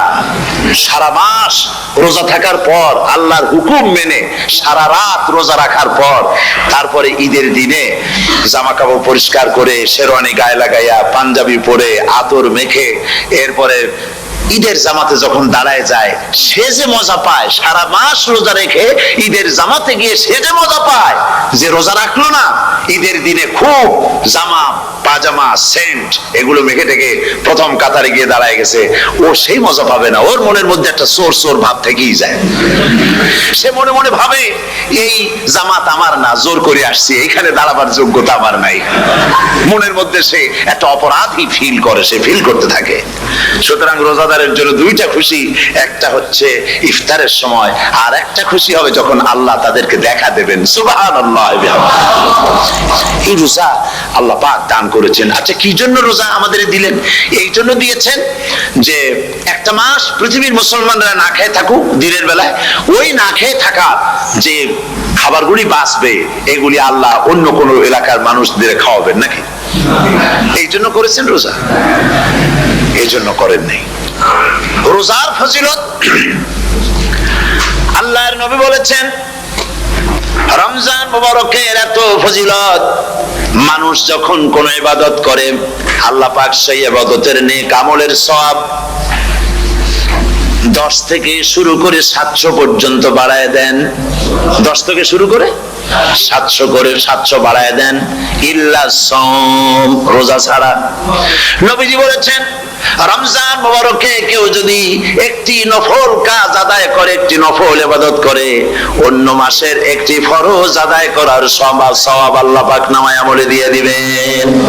রমজান মুবারকে কেউ যদি একটি ফরজ আদায় করে, অন্য মাসের 70টি ফরজ আদায় করার মতো সওয়াব আমলনামায় আল্লাহ দিয়ে দিবেন। সুবহানাল্লাহ। এই মাস আমাদের সামনে, আল্লাহু আকবার বলি, আল্লাহু আকবার বলি, আলহামদুলিল্লাহ। এই পবিত্র মাস আমাদের সামনে, এই মাসে এত সব নফল হয় ফরজের মতো, আর ফরজ হয় 70টা ফরজের মতো। এত সব কেন হইল? আমরা না খেয়ে থাকি সেই জন্য নাকি? বলতে পারেন কেন হলো? একটি কারণ, শাহরু রমাদান আল্লাযী উনজিলা ফীহিল কুরআন। সুবহানাল্লাহ বলবেন না? এই রমজান মাস হচ্ছে সেই মাস যে মাসে আল্লাহ রাব্বুল আলামিন কোরআনে কারীমকে নাজিল করেছেন। এই মাসের মধ্যে একটি রাত আছে, খায়রুম মিন আলফি শাহর, যে রাতটি 1000 মাসের চাইতে বেশি গুরুত্বপূর্ণ আল্লাহর কাছে। সুবহানাল্লাহ। একটি রাত 1000 মাসের চাইতে গুরুত্বপূর্ণ। 1000 মাস ক্যালকুলেটর দিয়ে হিসাব করলে দেখা যায় যে 1000 মাসে 83 বছর 4 মাস হয়। তাহলে তার অর্থ কি এই যে একটানা 83 বছর 4 মাস ইবাদত করলে যে সওয়াব হবে, এই রাত্রে ইবাদত করলে সেই সওয়াব হবে? হতে পারে, এরকম হতে পারে, কিন্তু ব্যাখ্যাটা কি? ব্যাখ্যাটা হচ্ছে, আরবিতে আলফুন শব্দ দিয়ে 1000 বোঝানো হয় না। আরবিতে যখন আলফুন বলা হয় তাহলে বোঝা যায় সংখ্যাধিক্য, বিপুল সংখ্যা, হাজার হাজার হাজার হাজার, থাউজেন্ডস এন্ড থাউজেন্ডস। এইটাকে বোঝানোর জন্য আরবিতে ব্যবহার করা হয় আলফুন, হাজার হাজার। তাহলে আল্লাহ কি বোঝাতে চাচ্ছেন? আল্লাহ রাব্বুল আলামিন তিনি আয়াত দ্বারা বোঝাতে চান, এর ব্যাখ্যা হচ্ছে এই পৃথিবীর মানবতার কল্যাণের জন্য, এই পৃথিবীর মানুষের ভালাইয়ের জন্য, মঙ্গলের জন্য হাজার হাজার মাস ধরে এই পৃথিবীর মানুষের যে কল্যাণ হয় নাই, এই রমজান মুবারকে একটা রাত আছে যেই রাতে আল্লাহ রাব্বুল আলামিন মানবতার সেই কল্যাণ করেছেন। সেই কল্যাণ কি দিয়ে করেছেন? শাহরু রমাদান আল্লাযী উনজিলা ফীহিল কুরআন, কোরআন নাজিল করে পৃথিবীর মানুষকে সেই কল্যাণ আল্লাহ দিয়েছেন। সুবহানাল্লাহ। বন্ধুগণ, কোরআন, কোরআন কি নিয়ামত আমাদের কাছে! সেই নিয়ামতকে আমরা চিনলাম না, আমরা বুঝতে পারলাম না কত বড় নিয়ামত আল্লাহ আমাদের দান করেছেন। এই কোরআন যেন আপনি শুনতে পারেন, পড়তে পারেন, বুঝতে পারেন, সেই জন্য আল্লাহ রাব্বুল আলামিন শরীয়ত কি সুন্দর ব্যবস্থা করেছে। কোরআন শোনার জন্য রমজান মুবারকে তারাবিহের নামাজের ব্যবস্থা করা হয়েছে। সুবহানাল্লাহ, সুবহানাল্লাহ। যারা সব সময় পড়তে পারেন না, কোরআন তেলাওয়াত জানেন না, অথবা সারা বছর এক খতম কোরআন শরীফ পড়া হয় না, শরীয়ত কি সুন্দর বিধান করলো যে আপনি যেন 30 পারা কোরআন শরীফ শুনতে পারেন। এই ব্যবস্থা তারাবিহের নামাজের মধ্যে শরীয়ত করে দিয়েছে। আলহামদুলিল্লাহ, আলহামদুলিল্লাহ। যাদের টাকা কড়ি আছে, আমি তাদেরকে অনুরোধ করব, যদি পারেন তাহলে মেহেরবানি করে রমজান মুবারকে উমরা পালন করবেন। আমি উমরার নিয়ত করে এসেছি, ঢাকা থেকে উমরার নিয়ত করে এসেছি, আপনাদেরকে দেখে গেলাম, আর আমি এখান থেকে ডাইরেক্ট মদিনা মুনাওয়ারায় চলে যাব ইনশাআল্লাহ। লাইলাতুল কদর পর্যন্ত হারামাইনুশ শরীফাইনে কাটাতে চাই, নিয়ত করেছি। আপনারা দোয়া করুন আল্লাহ যেন কবুল করেন।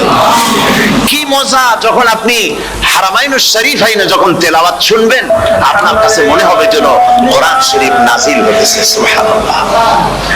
সেখানে তো নামাজের পরে হাত তুলে মোনাজাত করা হয় না, শুধুমাত্র রমজান মুবারকে বেতেরের নামাজের মধ্যে ইমাম সাহেব হাত তুলে মোনাজাত করেন। গত বছর রমজান মুবারকের লাইলাতুল কদরে আমি ছিলাম, গত কয়েক বছর ধরে আল্লাহ যাওয়ার তৌফিক দিয়েছেন দয়া করে। সেখানে লাইলাতুল কদরে পত্রিকাগুলি লিখেছে 30 লাখের উপরে লোক ছিল মক্কা শরীফের হারাম শরীফে, 30 লাখের উপরে।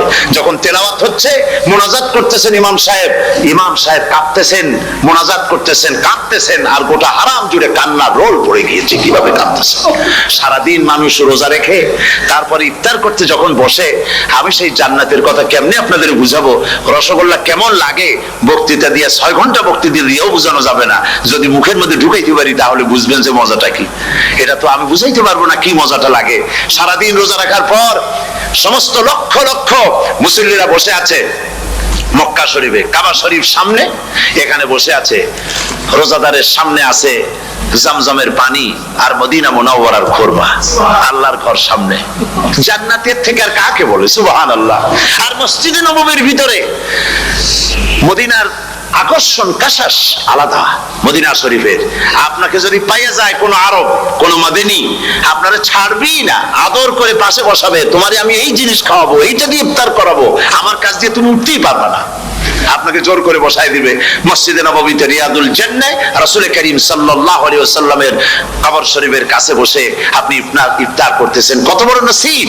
সেই জন্য আমি বলি, হলিডে করার জন্য আমেরিকা, সিঙ্গাপুর, হাবিজাবি এই সমস্ত ঘুরে কোনো লাভ নাই। হলিডে করতে চান, রমজান মুবারকে চলে যান হারামাইনুশ শরীফাইন, মদিনা আল মুনাওয়ারা, মক্কা আল মুকাররমা। কপাল খুলে যাবে, জিন্দেগীর সমস্ত গুনাহ খাতা আল্লাহ পাক maaf করে দিবেন। রাসূল করিম সাল্লাল্লাহু আলাইহি ওয়াসাল্লাম বলেছেন, রমজান মুবারকে যে উমরা করলো সেজন্য হজ আদায় করলো। সুবহানাল্লাহ। অন্য রিওয়ায়াতে এসেছে, যে ব্যক্তি রমজান মুবারকে উমরা করলো সেজন্য আমার সাথে হজ আদায় করলো। সুবহানাল্লাহ। তো বলতেছিলাম যে কোরআনে কারীম হচ্ছে একটি বিরাট নিয়ামত। এই নিয়ামত শোনানো হয় রমজান মুবারকে। আমি এবার এসে খুব খুশি হলাম এই কথা শুনে যে ইস্ট লন্ডন মসজিদ তারা একটা ব্যবস্থা করেছে, সুন্দর একটা রেডিও তারা আবিষ্কার করেছে। না কি করছেন আপনারা? ট্রান্সমিটার তৈরি করেছেন। ওনারা ওখানে রেডিও বিক্রি করেন, আপনারা ওটা খরচ করেছেন, তারা হাজার হাজার পাউন্ড খরচ করে টাওয়ার বানিয়েছেন এবং একটা ফ্রিকোয়েন্সি তারা নিজেরা নিয়েছেন, আর রেডিওগুলি 125 পাউন্ড করে ওনারা দিচ্ছেন খরচ হিসেবে। এটা যারা নিয়ে যায় ঘরের মধ্যে বসে তারাবিহের তেলাওয়াত তারা শুনতে পাবেন। মহিলারা অনেক সময় আসতে পারেন না, মহিলারা ঘরে বসে শুনতে পারবেন। ওই ইস্ট লন্ডন মসজিদে যত ওয়াজ হবে, তেলাওয়াত হবে, নামাজ হবে, আজান হবে, ওয়াজ হবে, জিকির হবে, সব আপনার ঘরে বসে আপনি শুনতে পারবেন। আল্লাহ রাব্বুল আলামিন এই ইকদামকে, এই পদক্ষেপকে আল্লাহ কবুল করুন, সবাই বলেন আমিন। এবং প্রত্যেকের ঘরে ঘরে এই রেডিও পৌঁছে যাক, আমরা বলি আমিন। আল্লাহ যেন কবুল করেন। আপনি ঘরে বসে মসজিদের সমস্ত প্রোগ্রাম পেতে পারবেন। আর কি সুন্দর, সেখানে যিনি তেলাওয়াত করেন, আজান দেন, আলহামদুলিল্লাহ, তার আজান শুনলে পরে তো মনে হয় যে আমি মক্কা শরীফে চলে গেছি, মদিনায় চলে গেছি। আর তেলাওয়াত তো কত সুন্দর, আলহামদুলিল্লাহ। আল্লাহ তার প্রতি রহম করুন, আমরা বলি আমিন। সুতরাং বলতেছিলাম যে এই পবিত্র রমজানুল মুবারক, এটি কি জিনিসটা, কি জিনিসটা বোঝাবার জন্য আমি বলি, যেমন এই ঘড়িটা এটা কেনার পর 2-1 বছর পর এটা ফাস্ট হয় অথবা কি হয়, স্লো হয়ে যায়। তখন এটাকে সারার জন্য আমরা হসপিটালে দেই। হসপিটাল মানে লন্ডন হসপিটাল না, ঘড়িরও হসপিটাল আছে। তো ঘড়ির হসপিটালে দিলাম, ওরা এটাকে দেখে শুনে ওয়াইলিং করে টরে দিল ঠিক মতো। একবার যদি ঠিক করে দিল, আবার আমার 1-2 বছর চললো, আর কোনো ডিস্টার্ব করবে না, ঠিক কিনা? আপনার গাড়ির ইঞ্জিন যদি কোনো রকমের অসুবিধা করে, তাহলে গাড়ির ইঞ্জিনকে ওভারহোলিং করতে হয়, ইঞ্জিন ডাউন দিতে হয়। একবার যদি ইঞ্জিন ডাউন দিলেন, ওভারহোলিং করলেন, তাহলে আপনার এই গাড়ি 5-6 বছরের জন্য আর হাত দিতে হবে না। এই কথাগুলি বুঝতে পারছেন কিনা? সারা জীবন, সারা মাস অন্যায় করার পরে, গুনাহ করার পরে মানুষের অন্তঃকরণে কালিমা লেগে যায়।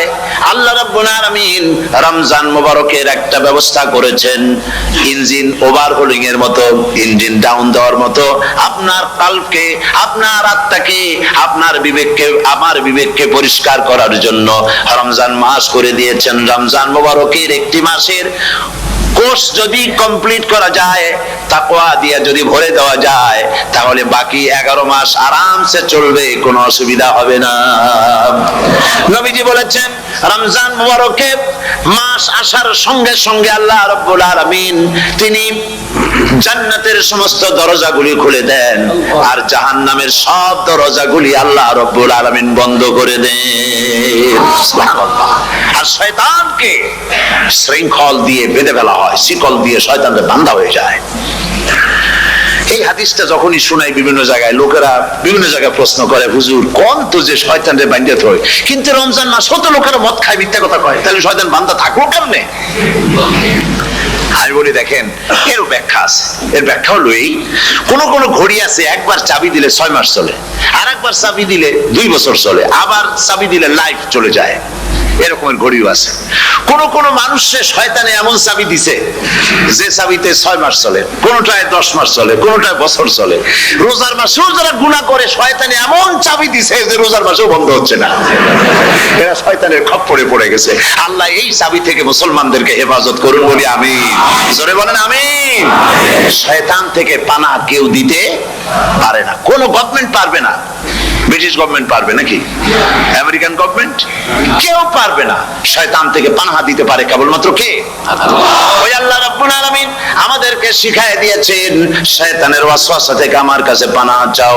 আউযু বিল্লাহি মিনাশ শাইতানির রাজিম। বিতাড়িত মরদুদ শয়তানের ওয়াসওয়াসা থেকে পানাহ চাই, আল্লাহর কাছে পানাহ চাও। আল্লাহ পাক বলেন আমি পানাহ দিতে পারি শয়তানের ওয়াসওয়াসা থেকে। শয়তান থেকে আশ্রয় একমাত্র সিকিউর, নিরাপত্তা পেয়েছেন আল্লাহ পয়গম্বরেরা। সুবহানাল্লাহ। আম্বিয়া আলাইহিমুস সালাম তারা আল্লাহ কর্তৃক নিয়ন্ত্রিত, শয়তানের ক্ষমতা নাই পয়গম্বরদের কাছে যাওয়া। চতুর সীমানার ভেতরে শয়তান প্রবেশ করে কোন নবীকে ওয়াসওয়াসা দিতে পারবে না, বলি সুবহানাল্লাহ। এই জন্য শয়তান থেকে বেঁচে যাওয়া, শয়তানের ওয়াসওয়াসা থেকে বাঁচা খুবই কঠিন। সেই জন্য আল্লাহ পাক বলছে শয়তানকে বেঁধে রাখা হয়, জান্নাতের সমস্ত দরজা খোলা, জাহান্নামের সমস্ত দরজা বন্ধ হয়ে যায়। এই নিয়ামতের মাস আমাদের সামনে। প্রত্যেকটি যখন কোন ওয়ার্কশপ হয়, তো ওয়ার্কশপের জন্য এক একটা কি বলে সিলেবাস থাকে। রমজান মুবারক একটা ওয়ার্কশপ, এই ওয়ার্কশপের মধ্যে একটা সিলেবাস আছে, সেই সিলেবাসের নাম হচ্ছে কোরআন। কোরআন কোরআন কোরআন নাজিলের মাসে আমরা কি কোরআন তেলাওয়াত করি? বলেন। রোজা হচ্ছে, হাদিস শরীফের মধ্যে বলা হয়েছে as-sawmu junnah, রোজা হচ্ছে ঢাল। রোজা কি কন্ত? ঢাল বোঝেন তো? ঢাল কি? প্রোটেক্টর। আপনি জিহাদের ময়দানে, যুদ্ধের ময়দানে নিরাপত্তার জন্য, বাইরের থেকে আক্রমণকে ভিড়াবার জন্য কি ব্যবহার করেন? ঢাল ব্যবহার করেন। রোজা হচ্ছে ঢাল, শয়তানের সমস্ত আক্রমণ থেকে বাঁচার জন্য রোজা হচ্ছে ঢাল।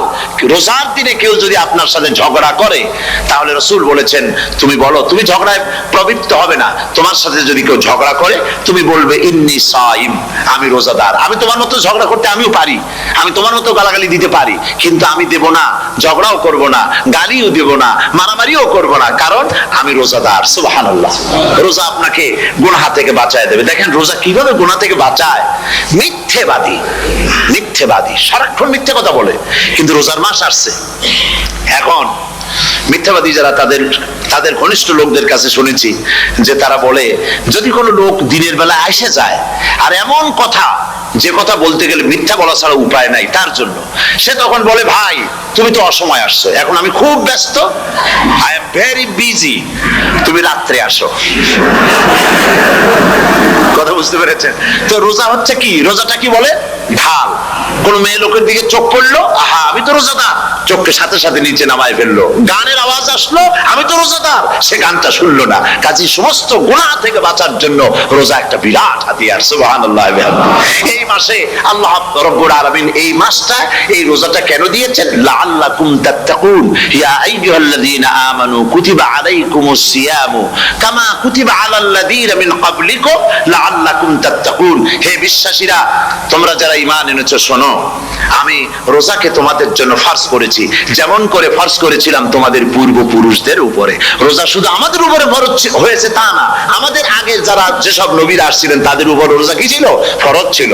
সুতরাং এই রোজা তোমাদের উপরে ফরজ, এই জন্য লাআল্লাকুম তাত্তাকুন, যাতে করে তোমরা কি হতে পারো? পরেজগার হতে পারো। কি হতে পারো? পরেজগার, মুত্তাকি হতে পারো, আল্লাহকে ভয় করতে পারো। একমাত্র আল্লাহর ভয় মানুষকে ভালো